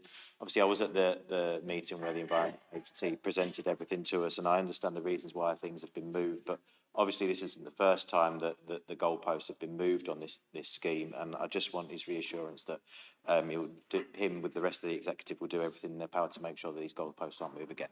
All right, thank you, Mr. Mayor. Councillor Anwar. Yeah, thank you very much, Mr. Mayor. And I thank both councillors for bringing up these important issues. I'll take the first one, it relates to the flood defences. I think one thing that I'm really happy about is the fact that none of us across the chamber, cross party, we've not tried to, nobody's played politics with this one, because what we're all really, really interested in here is making sure that we make the Padiham flood defences happen. We've got to make those happen. And we all know that last year, or whenever it was, some time back, we found out that the costs have gone up. And I actually thank our officers, and I've done that in the past as well, thank the officers, but actually our collective effort from here within this chamber, that we worked and lobbied government and got that money in to ensure that the flood defences would go ahead. We have had another setback in terms of what's coming from the Environment Agency, and the MP's office in the EA will probably be able to answer that question better than me.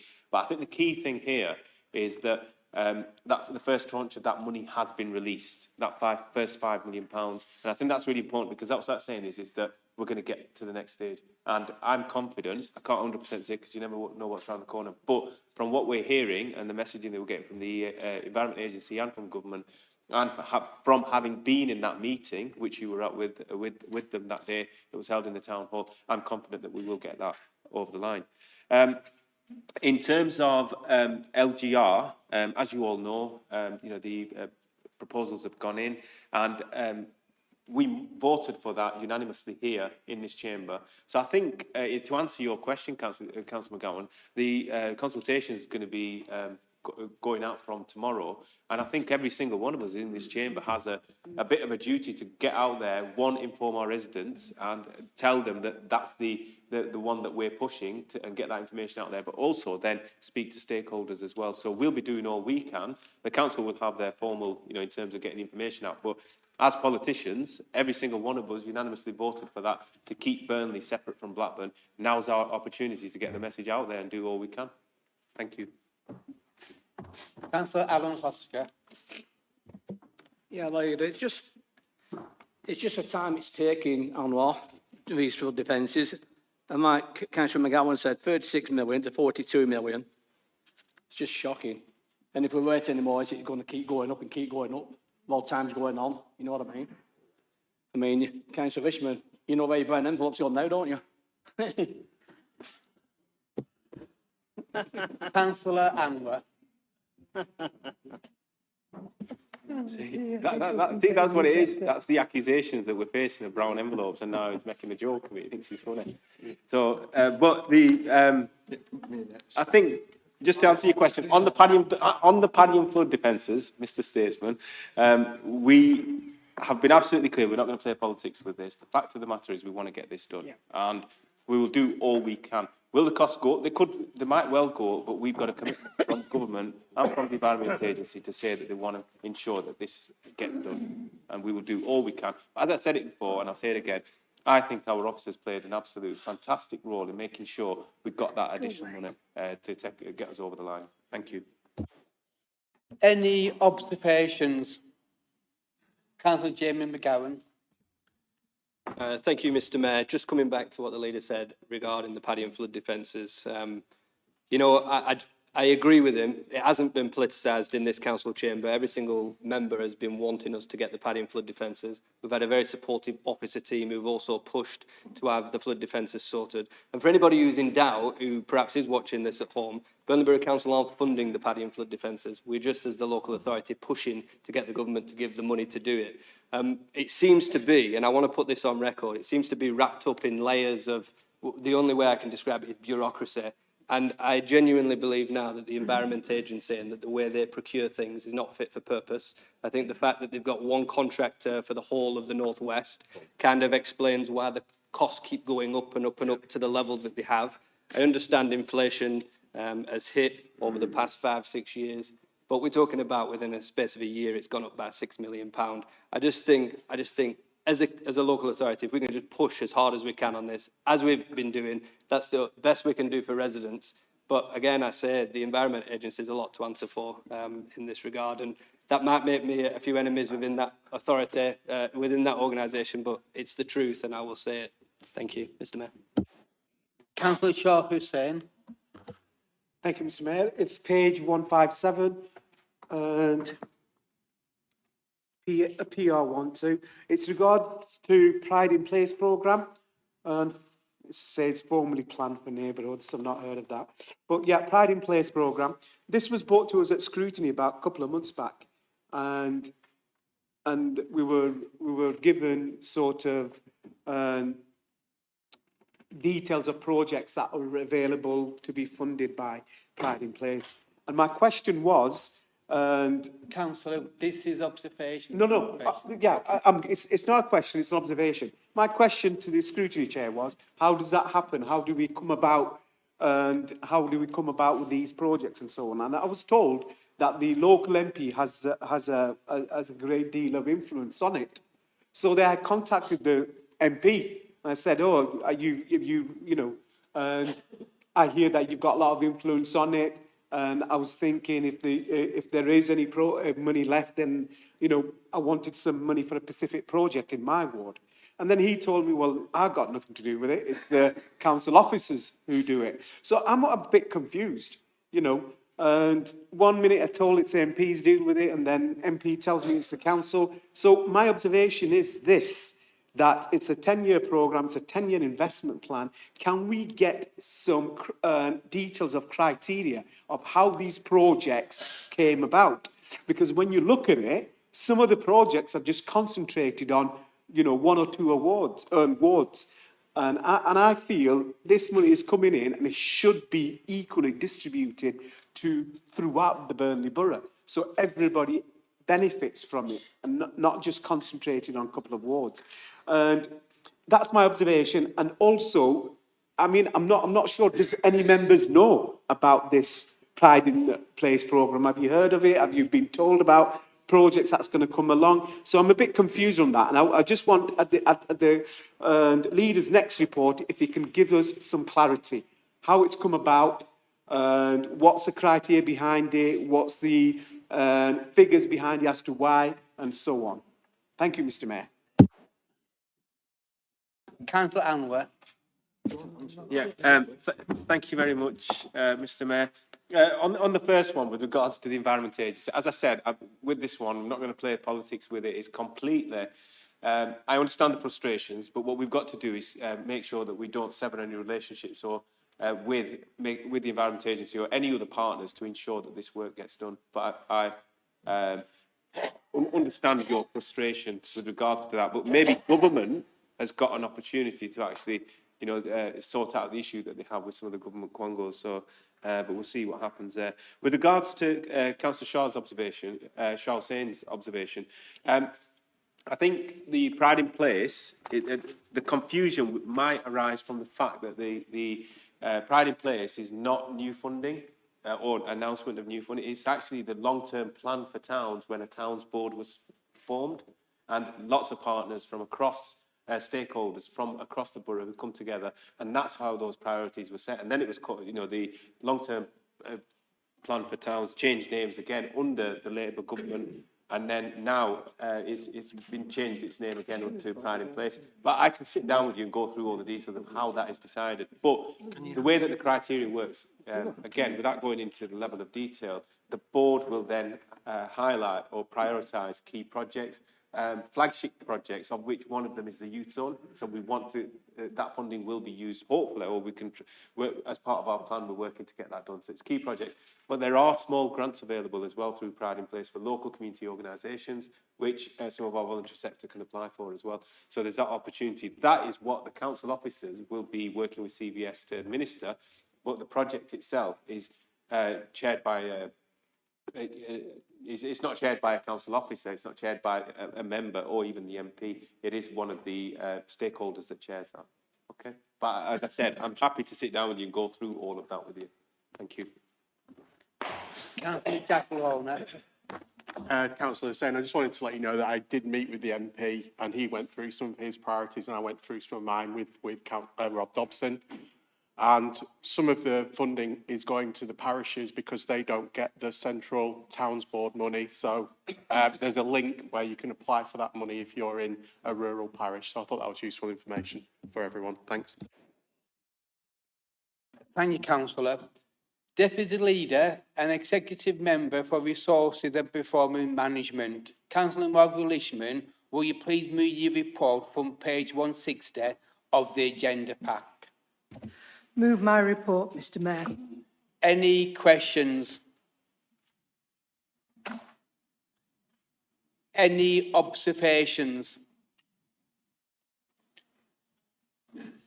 Community and Environmental Services. Councillor Howard Baker, will you please move your report from page 163 of the agenda pack? I move my report, Mr. Chair. Mr. Mayor. Any questions? Councillor Gilbarton. Councillor Gilbarton. Thank you, Mr. Mayor. Firstly, I have previously raised the issue of the new national requirements to facilitate a food waste collection from Councillor April... Barton, what page number? Oh, sorry. PL4, page 163. Facilitate a food waste collection from April this year, following on from last year's commercial sector obligations. So every employed person should now have access to food waste recycling facilities in their workplace. However, I have seen nothing yet to advise me as a councillor or a resident what the domestic requirement will look like in practice. So when will we be communicating this message out to residents, and what support will councillors receive to help us with that local transition and any issues that may arise, resident questions? Secondly, we were unable to discuss the motion on fly tipping earlier on the agenda due to its budgetary implications, and my next point is not to be confused with the pride of place we just mentioned. I was recently reminded of one of 7 growth items implemented at point 18 of the revenue budget when we met on 4th March last year. This was alongside the Ward Opportunities Fund. And it is utilising a spare refuse collection vehicle on a Saturday to provide each ward with 2 collection dates per annum for each ward to support community clean-ups. And that had a value of £19,500. I'd be interested to know what the take-up has been on this item across the current financial year. And if it's not something that has been fully utilised, might it have been sensible to offer timely reminders to members as we have had with the WAF fund for our wards? Thank you.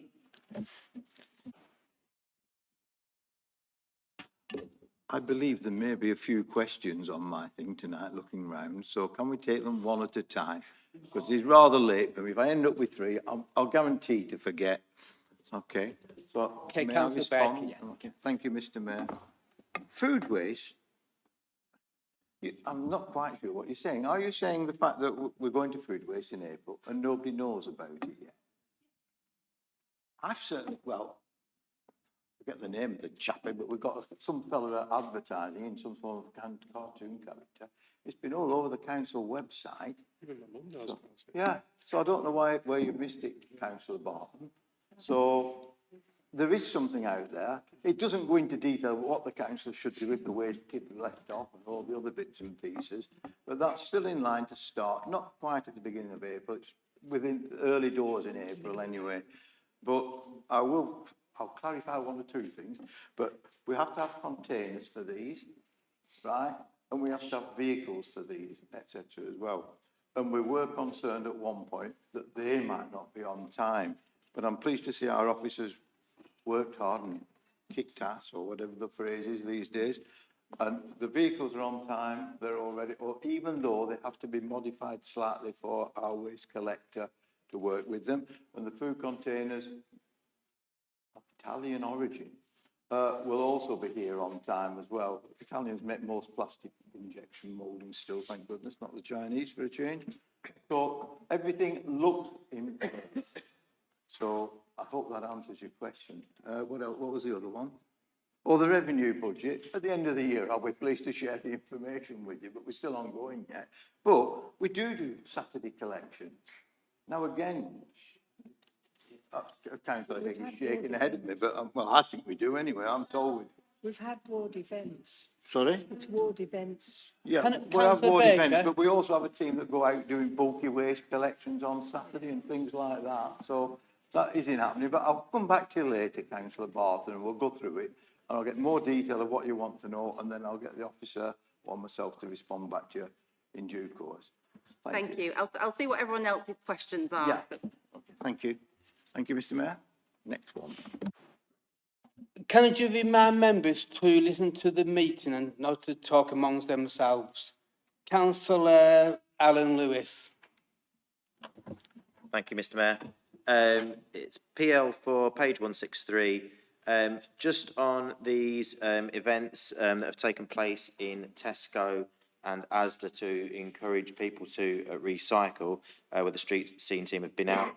I was just wondering how many people sort of actively engaged with officers at those events, just to see what the take-up was on that and how many people were actually educated. Thank you, Mr. Mayor. Councillor Howard Baker. You're going to say that a lot. Thank you, Councillor Lewis. The background to this go through that, basically. We were going round all the wards on Saturdays and what have you, with a show van and everything else like that. Some areas, like Councillor Graham or Old Hill, well attended. Other areas, nobody turned up. So we said, well, this is a waste of time, money and officer resources. So we'll try another approach and we'll go to Tesco's and things. I have honestly no idea of actually how many turned up at Tesco's and how many turned up at Asda's. But I will ask the officers to come back to you with an answer for that one, exactly if it's that urgent. But I'm not 100% certain that that's as successful as we'd hope. But we can only lead the horse to water. Thank you, Mr. Mayor. Councillor Jamie McGowan. Thank you, Mr. Mayor. This is PL4, page 163. This is actually absolutely disgusting. This I have got a lot of residents in Apton at the moment who are rightly concerned that LCC have struck a secret deal to bring all of East Lancashire's waste to a site next to a residential area.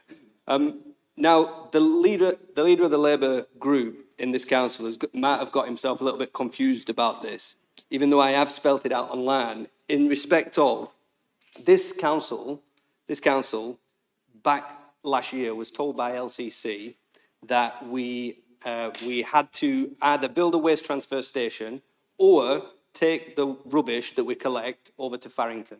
Now, when they did the costings, it was a £1.6 million cost to the council. So us as a council have been debating whether to put a waste transfer station at Hessenford Industrial Estate. And through the comings and goings and all the debates we've had, that was a settled argument. And I know that Councillor Townsend didn't agree with that, but we settled on it. But here's the point I'm making. It's a transfer station where LCC would pick up waste and take it to their processing site in Farrington. However, what we have ended up with is LCC have struck a deal with a site that is in Hapton, not to collect waste to take to Farrington, but to take the processing completely out of it and have the processing done in Hapton, which means two things. The first is we are going to have all of East Lancashire's bin bag waste, wet, raw bin bag waste, coming from Pendle, Hamburn and Rosendale and Burnley, going in bin wagons every single day to a site next to Valley Gardens. That's the first thing in Hapton. And that's without any resident having been told about it. But the point I wanted to raise is residents here have contacted myself, and I've been down, I've spoken with them. I got in touch with LCC, and I wanted to update the council, and I need to say this in full council because of the gravity of the situation. I have now put a formal challenge to LCC on 4 grounds. 1, the change from dry to wet waste. People have said to me, this site already takes waste, Jamie. It does, dry waste, and that is cubes of processed waste that is arriving to be turned into fuel, which is not a bad thing, but it's being changed to wet waste. And that has the implications you can imagine with wet waste turning up. The second is the tonnage. The Environment Agency, another one of my friends again, have put a limit of 150,000 tonnes on this site. The current contract that they have at the site already is 120,000. Add in the 80 that LCC are sending, you're already over the permit. I want clarification on that. The number of HGVs are meant to be 50 a day. This has taken it up to every bin wagon every single day, Monday to Saturday. And then there's the fire hazard, which I've asked LCC to provide the response from. Now, LCC have contacted me just before this meeting to say that within 10 working days, they will provide a response to that. If they can't provide an adequate response to it, then where does it leave this contract? That's what I want to ask the question. A £59 million contract. But the bottom line is this. There is 2 issues here. Number 1, no resident or councillor has been consulted about this whatsoever, which I think is disgusting. And number 2, the move from dry waste to wet waste is going to have a material impact on people. And so I wanted to ask the exec member, I am planning on holding a further meeting with residents, and I would like to invite the executive member to that meeting to explain this council's position on it, also including the leader of the council and all the ward representatives, because I've told the residents everything I know. The first plan is to challenge LCC's decision. The second is to move to mitigate the risks if LCC say, no, Jamie, it's done. But I would like the executive support on this. Residents would like the executive support on it. Both myself, Councillor Oscar and Councillor Broughton are all against this. I have taken some flack online for going against it, but ultimately I'm standing up for residents with this, and I'm not going to back down on it. And quick question, you don't need to give me a war and peace, Councillor Baker, just will you support us in this fight? Thank you, Mr. Mayor. Okay, mate. Councillor Howard Baker. Thank you, Mr. I thought you'd forgot my name then. Right. Just say yes. We're on to serious stuff now, so I'll take my humorous head off. I try to see the humour, but this is not humorous in any stretch of the imagination. I'm aware of what Councillor McGowan's done. I did, for my sins, sit all the way through the 42-minute video put out by a Reform councillor, in inverted commas, because I don't think he is. Tom Pickup, is it? I think he's called Pilling. Pickup. Yeah, whatever. I watched that. Both quite informative. All I can say really is I'm on with it. I did produce a 12-page document, which I had hoped to circulate to councillors before tonight's meeting. And it's got basically an overview of everything that I know, factually checked and things like that. But it's not finished. I've got questions at the back yet that I haven't answered. I forget what her title is now. Joanne McLean, the officer in charge of environmental, what have you, has approached a gentleman called Steve Scott of LCC, saying that we want an urgent meeting with him to discuss what's going on. Because he seems to be... You see, we've asked him to put it on. I'll leave it at that because I know that you've asked him, Alan's asked him, and we haven't been able to make contact so far. But I appreciate that. But so let's wait and see what happens. But I'm on with him, asking him the question. I could go into a bit about the waste transfer station. I might do that at the end of this speech. No? Well, somebody will ask. I'll wait while you ask, and if you don't ask, you don't You'll get. go to his meeting. Right. Okay. Yes. I wish I'd done it because I argue with you a little bit on the tonnages because the EnviroFuels site is 150 tonnes. It's the Blackpool site that's limited to 120 tonnes. The EnviroFuels site at the moment is taking 120,000 tonnes. 120,000 tonnes. I do apologise. At the place there, Thornton. The EnviroFuels is, in the last financial report for the year up to last March was 146,000 tonnes. I just don't know who to believe, if I'm totally honest at this stage, because we have LCC putting reports out and Reform putting reports out on behalf of LCC as they see it. But the latest one I have seen, which is one of my questions for Steve Scott, so I keep calling him Steve Smith, but Steve Scott, is the fact that where does this come from? But what Reform Council tell us is that the 146,000 tonnes comes from various councils throughout the country. That will stop, and all the input to that site will then come from LCC, of which some is ours. Now, I can consider various scenarios of how it will work, where it does make up those tonnages, Councillor McGowan, sorry, and it will work. But I don't know if they're right or wrong, so I'm not going to say them what they are here, because I'm doing LCC's work for them more than anybody's, for which I get shouted at a lot, I'll be honest with you. All we want at the end of the day is something that's environment friendly, meets our requirements. Councillor Baker, can you please answer Councillor McGowan's question? Well, I'm not going to give him carte blanche and say we say it. We're going to totally wait. We'll review it. Yes to meeting the residents. I've already told him that. Right. I told him that the other night. I said, yeah, we'll come along. No problem with that.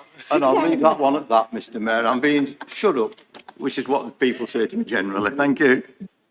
Okay. Councillor Shah Hussain. Yeah, I think you've put everybody in disrepute. Thank you, Mr. Mayor. My question is similar to what Councillor McGowan said, but my question is more of, when we were debating this about a few months back, 6, 7 months back, we were told that it's going to cost us X amount of money, like Councillor McGowan said, to export our waste to Paddington and so on.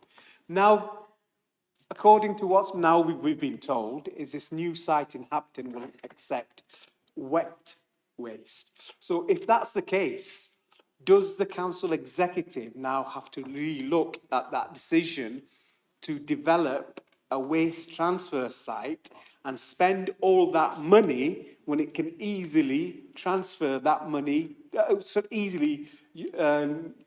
transport that waste to Hapton without need to spending that money? I'm just being a devil's advocate here, asking why should we as a council, there's potentially, we're going to spend some money when we don't really need to. That's my question. Thank you. Councillor Howard Baker.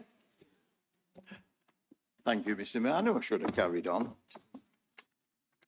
Back to my 10-page document.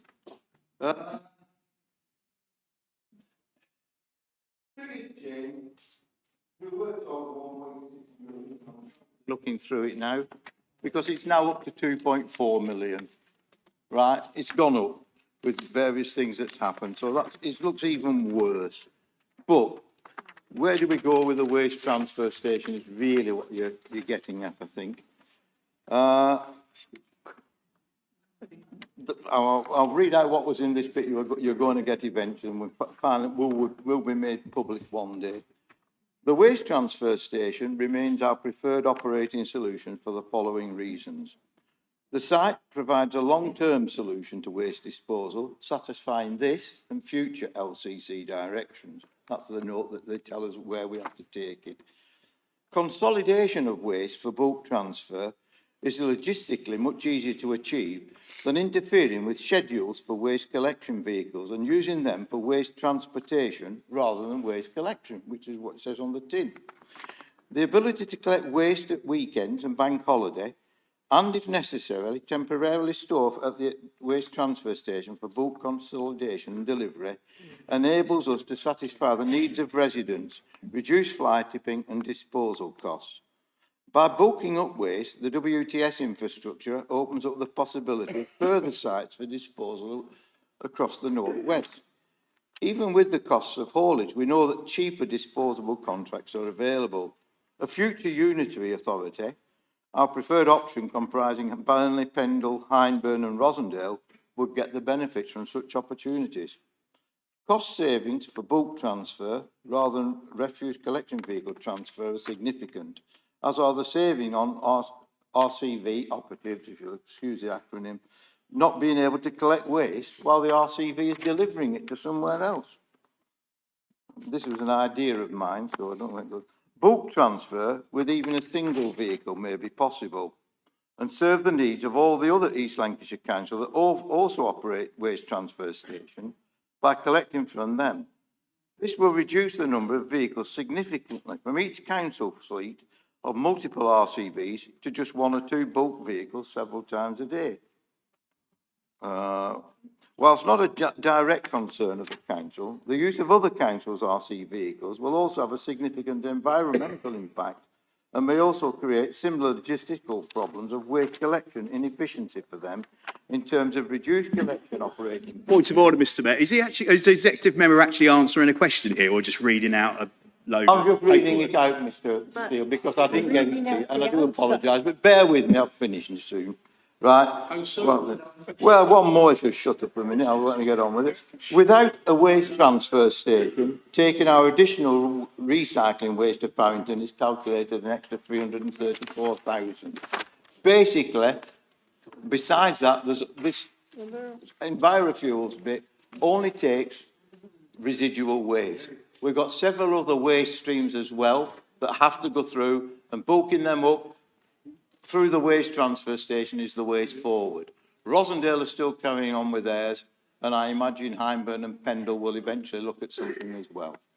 So that's the reason for carrying on with our waste transfer station. Thank you, Mr. Mayor. Thank you, Councillor Baker, for that long answer. Councillor Gordon Birdwhistle.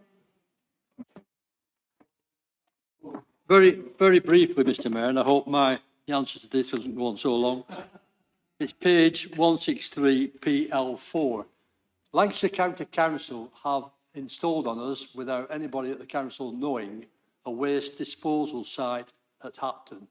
Could I ask the executive member how much of our taxpayers' money is being sent to the county council to pay for this site that we were not involved with or negotiated with, and has now put the whole of that area in jeopardy for all sorts of fly tipping and all sorts of not antisocial, but all sorts of environmental issues that could follow. How much of our taxpayers' money in Burnley is being sent to the company in Hapton to take our waste? How much a tonne are we paying to have it disposed of? Baker, and can you please have the media answer brief, please? I'll invoke the 9:30 rule in a minute for myself. Come on, get on with Right, very quickly, I've no idea, Gordon, exactly how much it is because that's not within my remit. It's LCC's that is that. What they charge, I honestly don't know. Suggestion could be, I will ask Steve Scott when I meet him, thank you, when I meet him, and see if he has an answer for that, and I'll get back to you on that. That was the only question. That was it. I'll shut up. Thank you, Mr. Mayor. Councillor Anwar. Oh, another one in the back. No, I'm sorry, Mr. Mayor, I put my hand up to try and help out the executive member just to answer the simple question from Councillor McGowan, which was, would the executive leader meet with the residents and with the ward councillors? And it is to say that yes, we will. But also, again, to help out the executive member, I would just like to say that as an executive, we are committed to the waste transfer station at Hessenford. That is our, we're making a commitment to that because having spoken at Lancashire leaders to the leader of the Lancashire County Council, I asked them specifically whether Hapton was a temporary site, a temporary solution, and that's the answer that came back. So we're committed to that. And I know that there has been game playing going on previously where, there's been trying to kick the can down the road or to try and avoid that, but that remains our preferred option as an executive, and that's what we'll be pushing for. And I will gladly meet with the residents along with the executive member and ward councillors. Thank you. And we're Councillor Gemma Haig. Thank you, Mr. Mayor. I promise I'll try and speak slowly, Councillor Baker.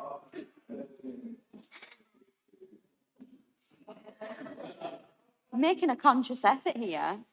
Page 163, PL4, and it is again on the Hapton site. I mean, it is lovely to share concerns with the Conservative group about lack of resident consultation, gulls, rats and smells. But in terms of this site, if this is a done deal with LCC, I know the leader has just said that there's been some reassurance that it's a temporary site. But if we're ploughing on with our Hessenford plan, if that is successful by April 2027, do we have reassurance from LCC that the wet residual waste from the other boroughs won't still continue to go to Hapton? And can we be reassured that if that happens, the residual waste that we transfer at Hessenford wouldn't just be taken down the road to Hapton, which would mean the council putting all our funds into a waste transfer station to avoid a waste site, keeping that and storing that waste in the borough, for it to just be transferred down the road and still be the borough's problem down in Hapton. I do have another question. Are you okay to take the second one? It is just the one. Okay, I'm trying really hard to speak slowly. This is really slow for me, Councillor Baker. Page 165, PL4. So this is on the penalty notices issued November and December. The littering number, we will all know, is a lot higher than perhaps dog fouling. So I wondered if the executive member could share how much money we spend on littering enforcement agents, and whether those contractors get bonuses for that, or do they have KPIs? And I'm sure other councillors have been contacted by residents who have reported feeling threatened by the enforcement agents, being pursued down the street over things such as accidentally dropping a chip. So 5 dog fouling offences compared to 267 for littering is a huge difference. I get littering is a problem, but I'm rarely contacted with complaints about smaller litter items, and people are more concerned about dog fouling. So that huge difference in that number is, I wonder if we're putting our funds into aggressive enforcement. Round up your questions, please. That was it, Mr. Mayor, it's done. That's the problem with speaking slower. Councillor Howard Baker. I'm sorry, Mr Mayor. Oh, my head. Sorry, Mr Mayor. It's a long Labour tradition to waffle like I do as well. So I'm an ex-former Labour person, that's where it comes from. Right. The Hapton site, my answer to that is no. And if you don't want me to go on, I'll wave me on that one. I can't give those guarantees. What I can read, we have no choice in the matter of what to do with it at all. I have here before me a letter from, you will dispose of your waste at EnviroFuel site. That's it. We've no choice.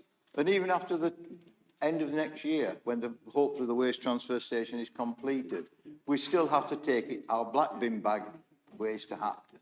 Now, the only advantage of a waste transfer, if we can go back to this bulk vehicle I was referring to earlier, we might be able to do it in one vehicle, which replaces 3 to 4 refuse collection vehicles and doesn't take them off collecting it, so all the residents start complaining they haven't been for my rubbish today.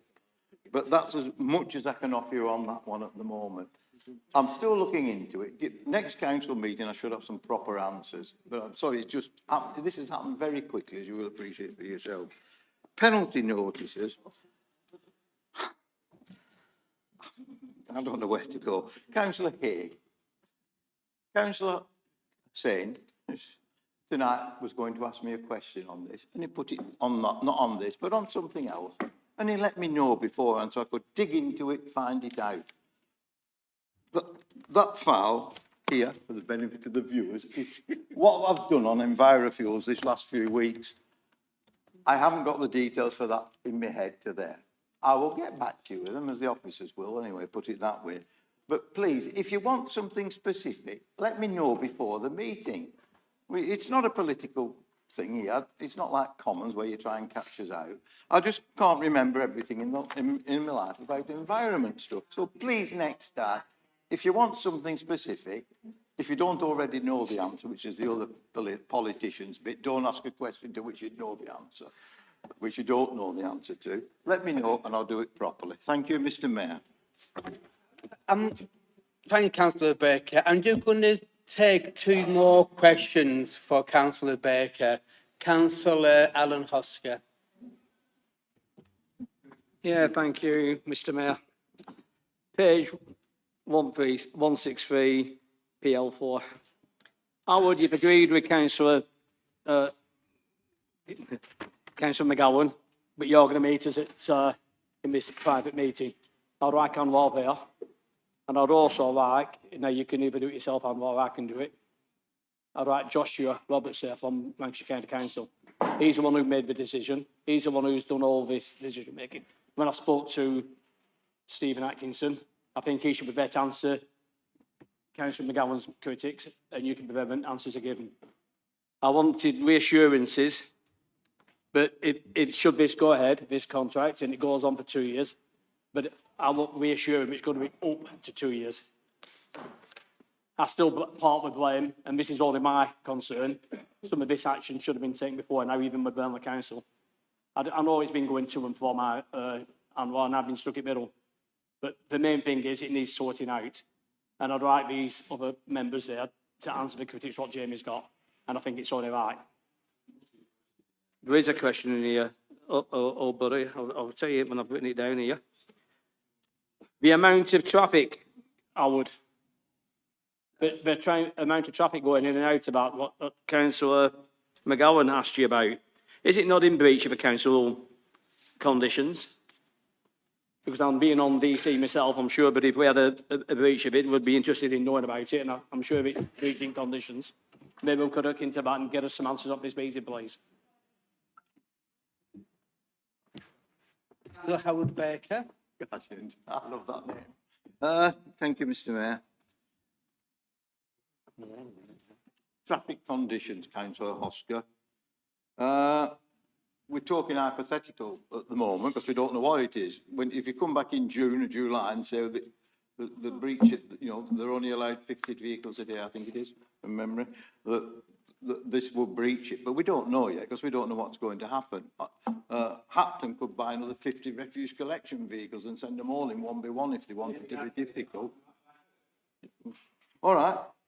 So that when it's a breach of a planning condition or not, yes, it's important.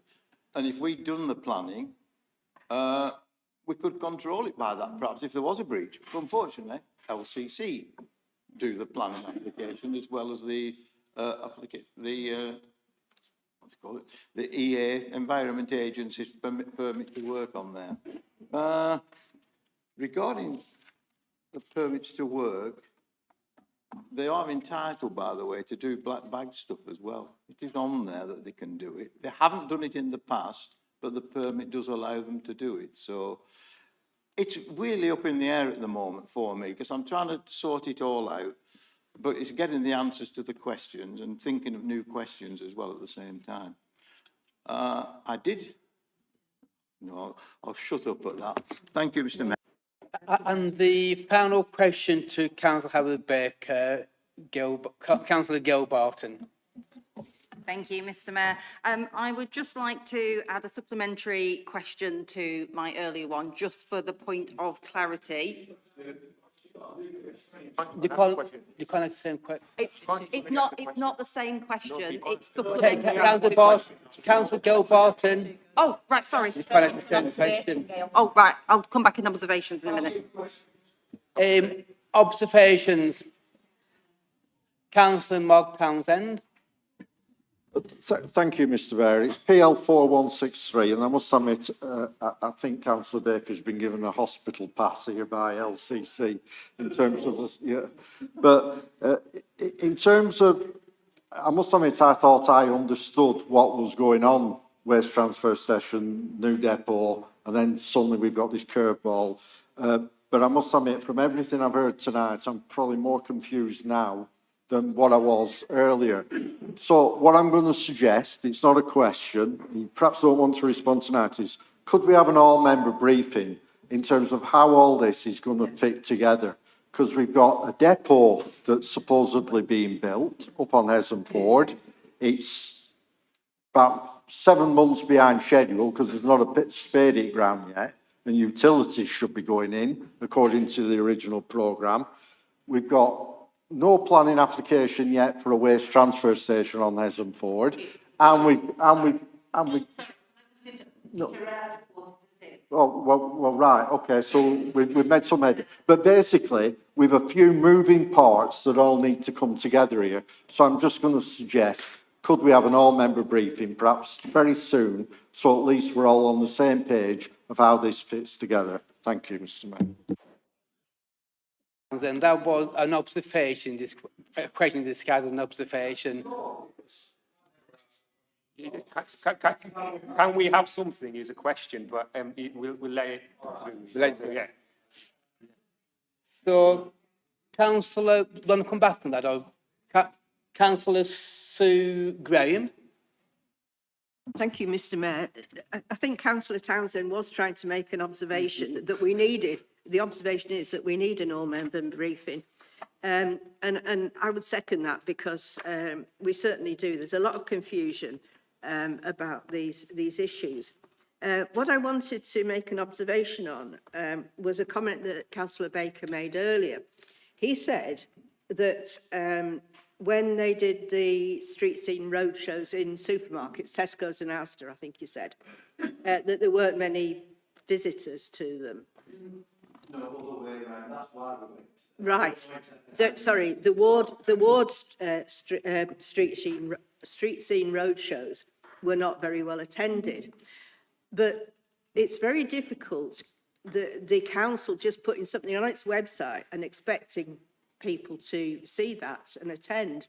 What we actually need is for councillors in those wards to be pre-warned about them, to be able to contact their residents and to get the word out about these road shows.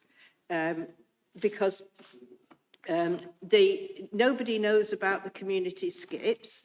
They would be very welcome in some wards, I'm sure. So there's a lack of communication with ward councillors. The executive might know what's going on. Officers will know what's going on. but there's a bit of a gap between general information that arrives on the website and what ward councillors get told. Thank you. That's the observation. Thank you, Mr. Mayor. I will come back on that, just to say, I appreciate what you're saying. It's like everything else these days. You put it on a website and they expect everybody to read it, and it doesn't happen, unfortunately. It's not good. The old days, oh, God love me, of the Burnley Express, you'd have put an advert in there and everybody would have read it, but nobody goes on the Express website, does it? So it just doesn't work, and it's very difficult, it's communications for the council. Councillor Shah Hussain. Observation. Yeah, observation. And thank you, Mr. Mayor. And 163, and the question I asked, and so it's PL4. That's one of the reasons why I'm a believer in unitary authorities. I mean, you've got Lancashire County Council making decisions when local ward councillors don't know anything about it.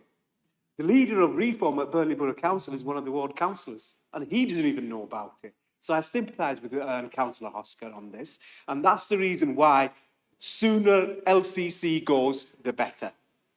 And my observation is, Councillor Hosker, not Councillor Hosker, sorry, Councillor Baker, in terms, I'm going to ask you a question on fly tipping, which I emailed you earlier on, but then when I read through your report, I'm very impressed, and I want to congratulate you in terms of what you're doing.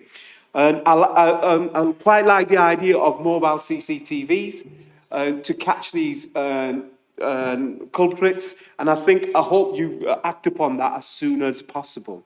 And I think my motion earlier would contribute to some of that. So yeah, and I hope you act on that, because that is really one of the biggest issues that we face when we go door knocking is fly tipping and so on. So, congrats on that. I hope you continue. There's been slight mistakes on your report I have to highlight. Considering man of your education, I'm surprised you've spelled Berkeley Hills wrong, as well as Griffin Estate on your report. I'm very disappointed on that. Thank you, Mr. Mayor. Don't bother. What a wonderful observation. I shall have a word with the officer that wrote it. Although I do oversee it at the end. Thank you for that, what you were saying earlier, Councillor, about your questions again. And I do appreciate your thanks. It is a difficult time on him. I don't know how I got this portfolio, but I thought it was going to be easy. But it was one of the lot, I think. Thank you. I'm just going to take 3 more observations. So, Councillor Joe Barton. Thank you.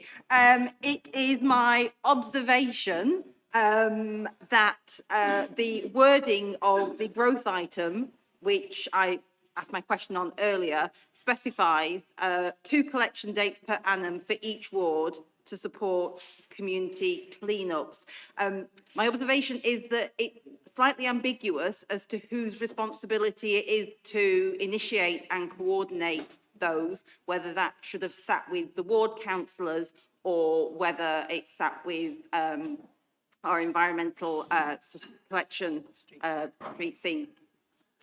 So going forward, if that is to be included in, as it says, per annum in next year's, perhaps it could be reworded so it has a bit more clarity to it.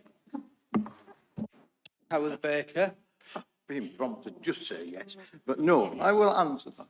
I do not reply to observation questions. However, my observation will be, in all probability, that will be done.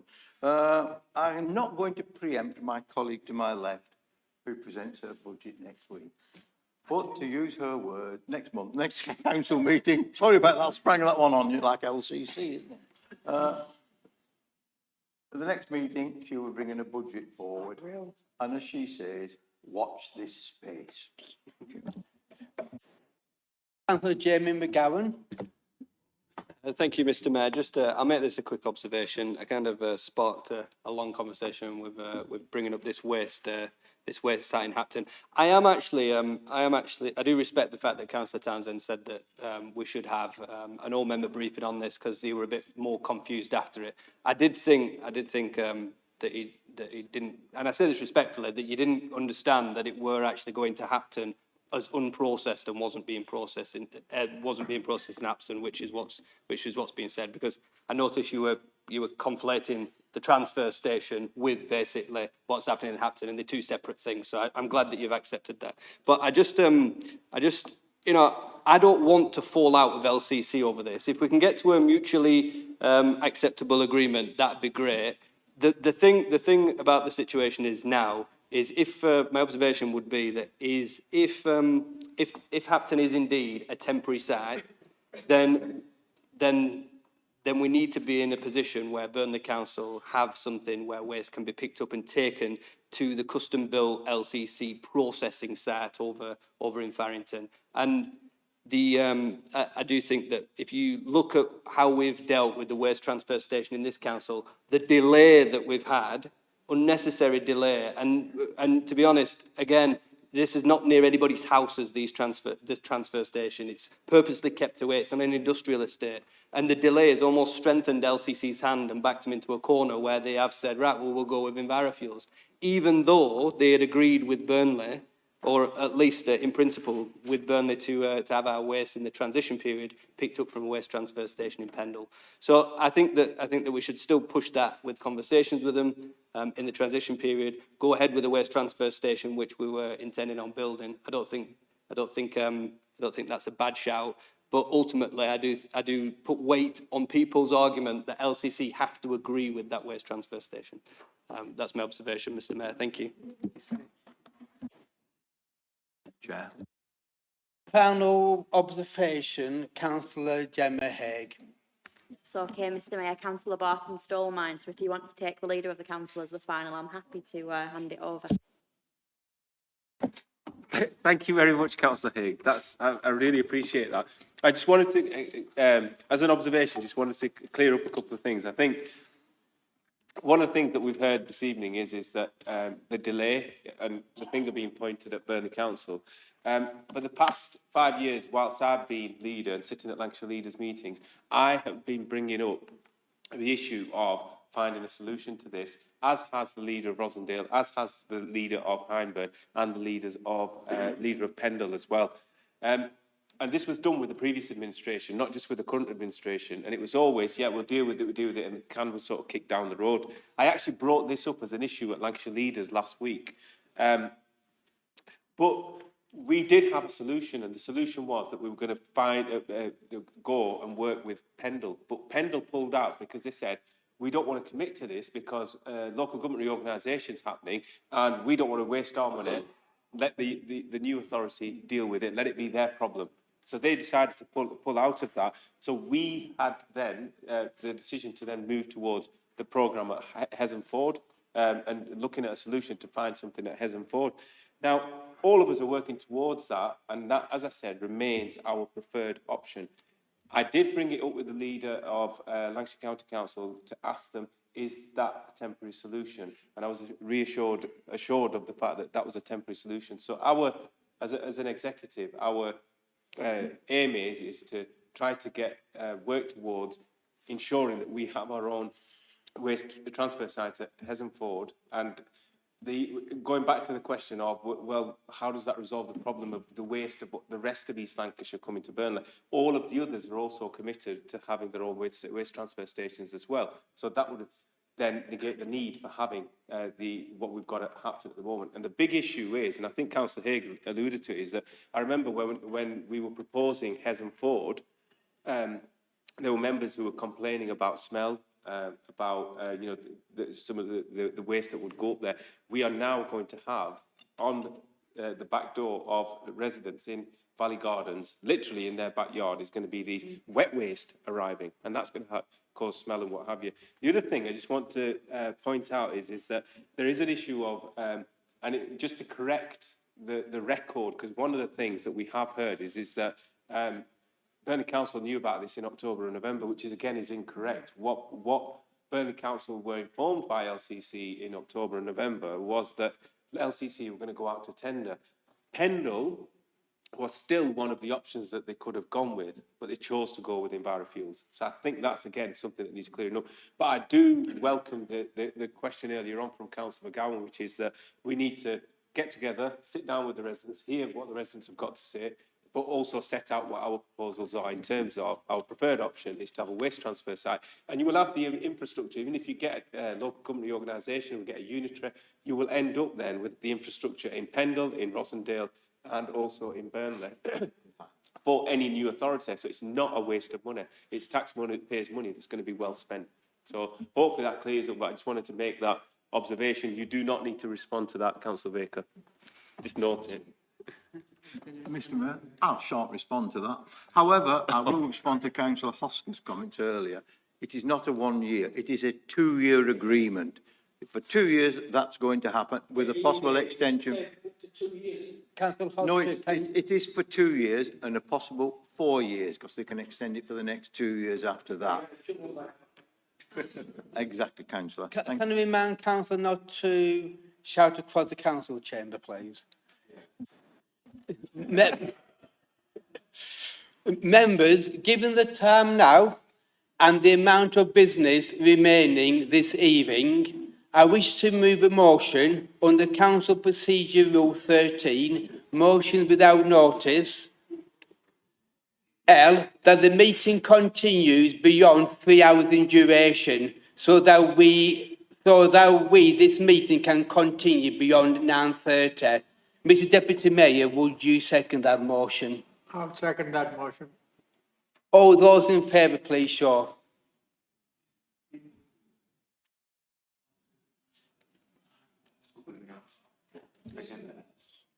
Oh, before you rule on this, can I suggest we perhaps ask this question about 27 minutes past, because I'm expecting it to be well over by then.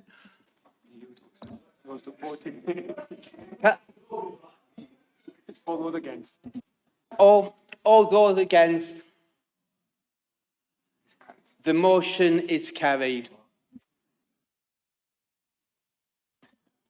Development and Growth. Councillor Corn, will you please move your report from page 169 of the agenda pack? Thank you, Mr Mayor. I'd like to move my report. As always, there's always so much happening in this portfolio. I'm very mindful of the time. But in this report this time, I made sure that we included questions that come up often.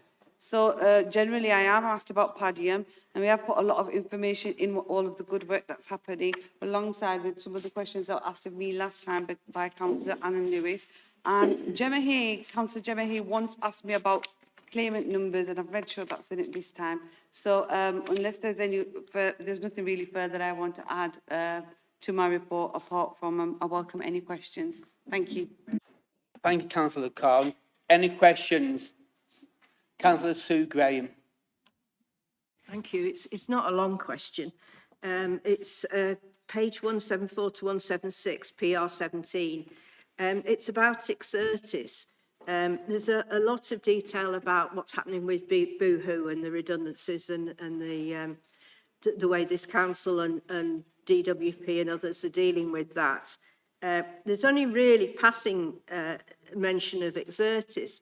I mean, there's 500 people being made redundant there, nearly 500 people. And I'm hoping, I know you say that the task force that you set up for Boohoo are provisionally agreeing to continue the support to the Exertis workforce. But I just want confirmation of that, and how long will the task force be there to support the Exertis workers?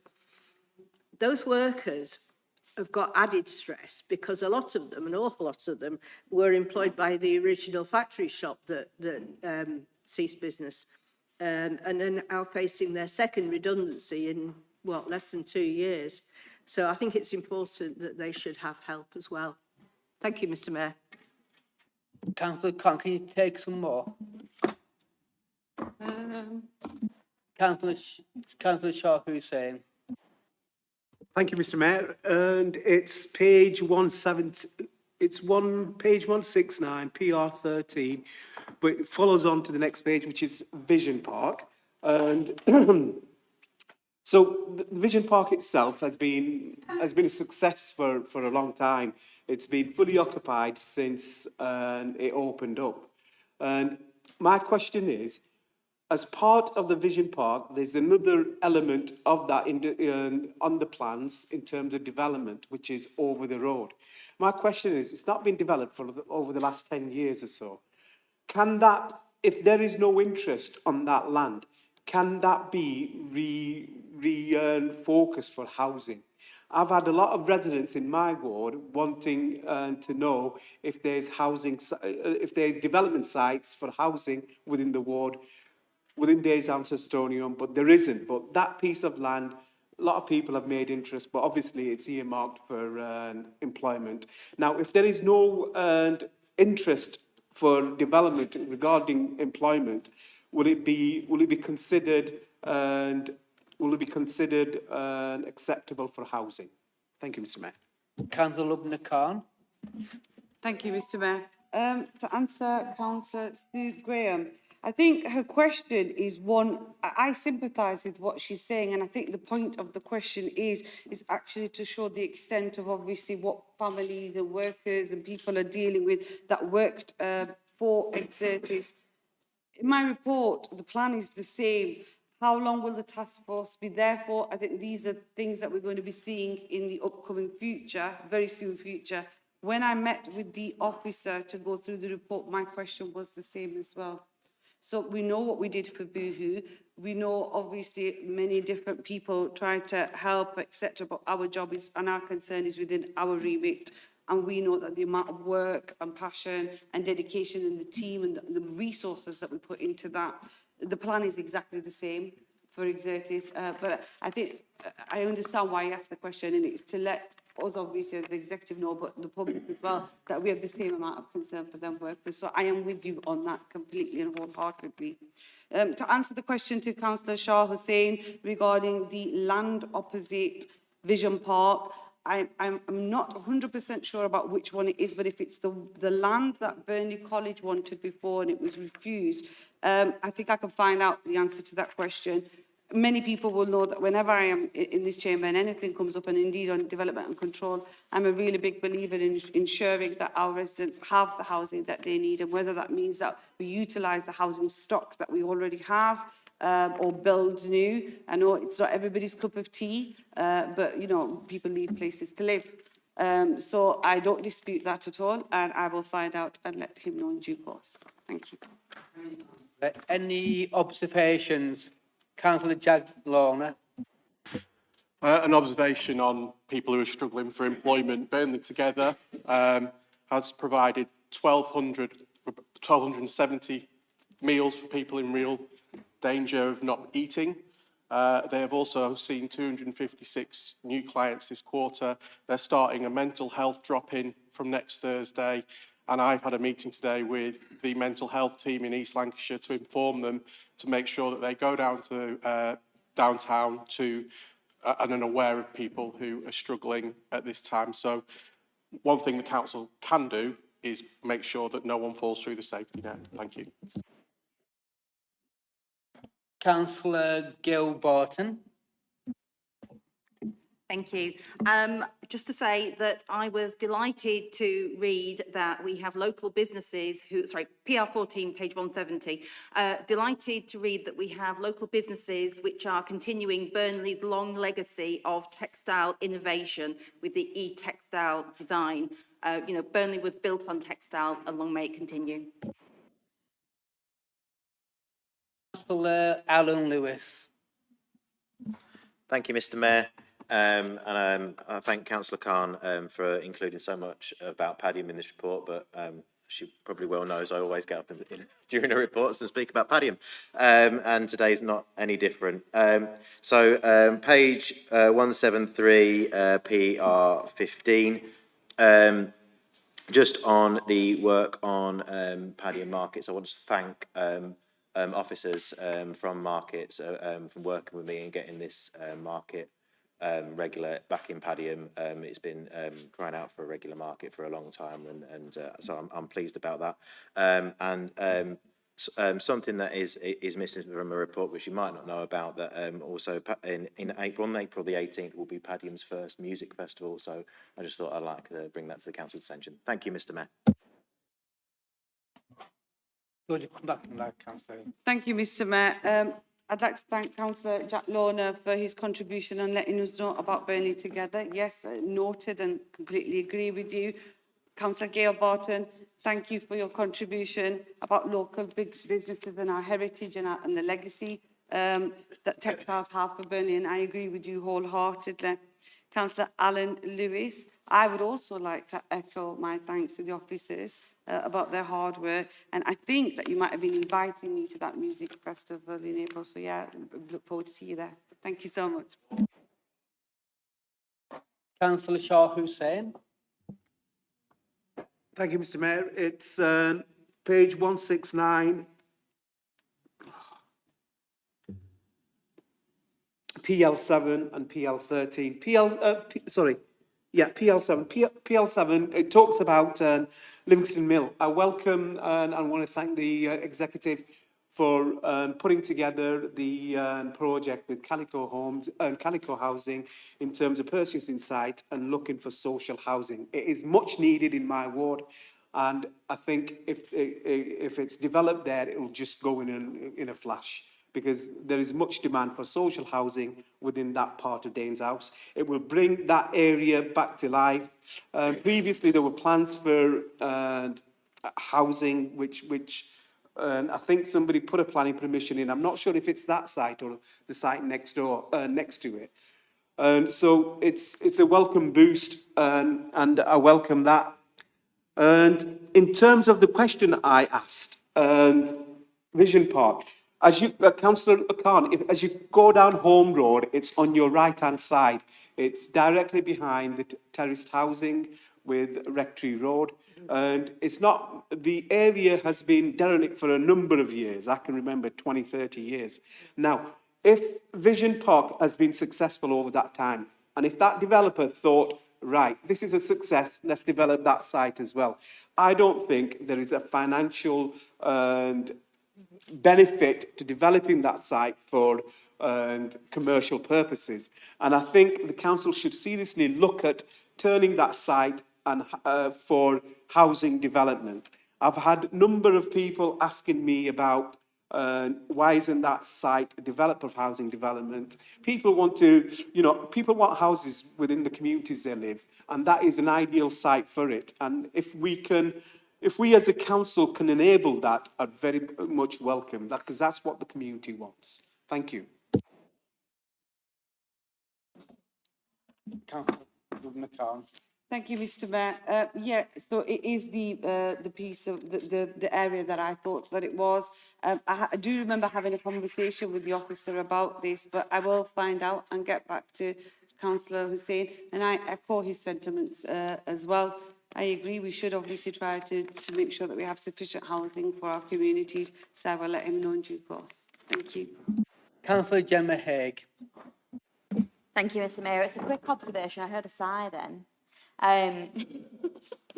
There is a jobs fair from the DWP for Exertis on Friday, the 13th of February at Padiham Town Hall from about 9:30, I believe, that is specifically targeted at those workers that are being made redundant. Councillor Gemma Haig, can you remind you that we're not allowed drinks in the council chamber? What? Okay. He's in charge. Anyway. Housing, Health and Culture. Councillor Jagiellonian, will you please move your report from page 178? I moved my report, and with the time, I'm aware, so I'll just take questions. Any questions? Councillor Lewis. Councillor Alan Lewis. Sorry for everybody who wants to get home. It's page 183, PE3, I think. Just in relation to sort of downtown and Burnley Together and the services they provide. Linked in with that, I've recently been contacted by volunteers from Padiham Food Bank. Currently operates out of St Leonard's Church in Padiham. I'm aware that St Leonard's Church was withdrawing their permission to hold the food bank there, and I think from March that's going to end. There's lots of residents, they're giving out around 40 parcels of food a week, and they've asked if the council has any properties with any space at all in the Padiham area that can provide somewhere to store the food and give it out from. I did contact officers about that and got the sort of response, well, we're trying to get people away from food banks, and there's the community grocery in Burnley. Now, for people in Padiham, community grocery is a bus ride away. If you're struggling to buy food, you're not going to want to go and get a bus into Burnley. It's a valuable service. If you know, the council can want to put a community grocery in Padiham, I'm sure that'd be really appreciated. But as it stands, we're in a situation where a food bank is potentially likely to be taken away from some of the most vulnerable people in Padiham, and I just wondered if there's anything that can be done to try and save that. Thank you, Mr. Mayor. Councillor Lorna, can you take one more question? Councillor Shah Hussain. Thank you, Mr. Mayor. And Councillor Lorna, you don't have to ask me, you don't have to answer it today, but if I've got a community organisation that's interested in getting involved in the HAF programme, and they wanted to know from me is what's the criteria involved in terms of participating in it. And so if you could tell us that, and then I can then pass them on, or even better, if you could willing to meet with them and discuss the process and so on, I'd welcome that. Thank you. Councillor Jack Lorna. Thanks, Councillor Lewis. I'm concerned about that, and we need to find somewhere for the food parcels in Padiham, and I'd like to see a community grocery there, so I'll get in touch with officers tomorrow. Thanks. Councillor Hussain, yes. Any observations?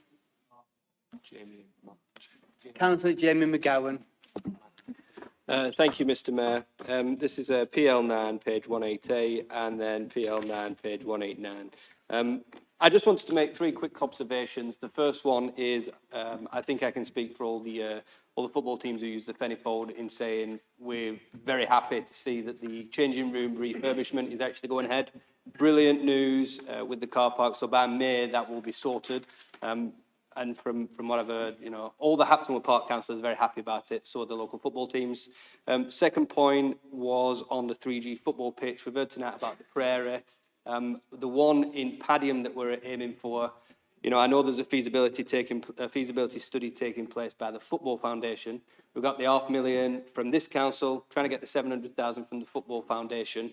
If I can just ask, not ask, but just an observation, if the exec, with any conversations that they have with the Football Foundation on the site specifically, if we can just push in terms on the access, the local residents. We don't want to get to a position where the residents are objecting to the Burnley High School site, and then ultimately that Padiham teams actually have the ability to use the site. That'd be really good. I know a few football teams have mentioned that to me specifically, including the chairman of Padiham Football Club.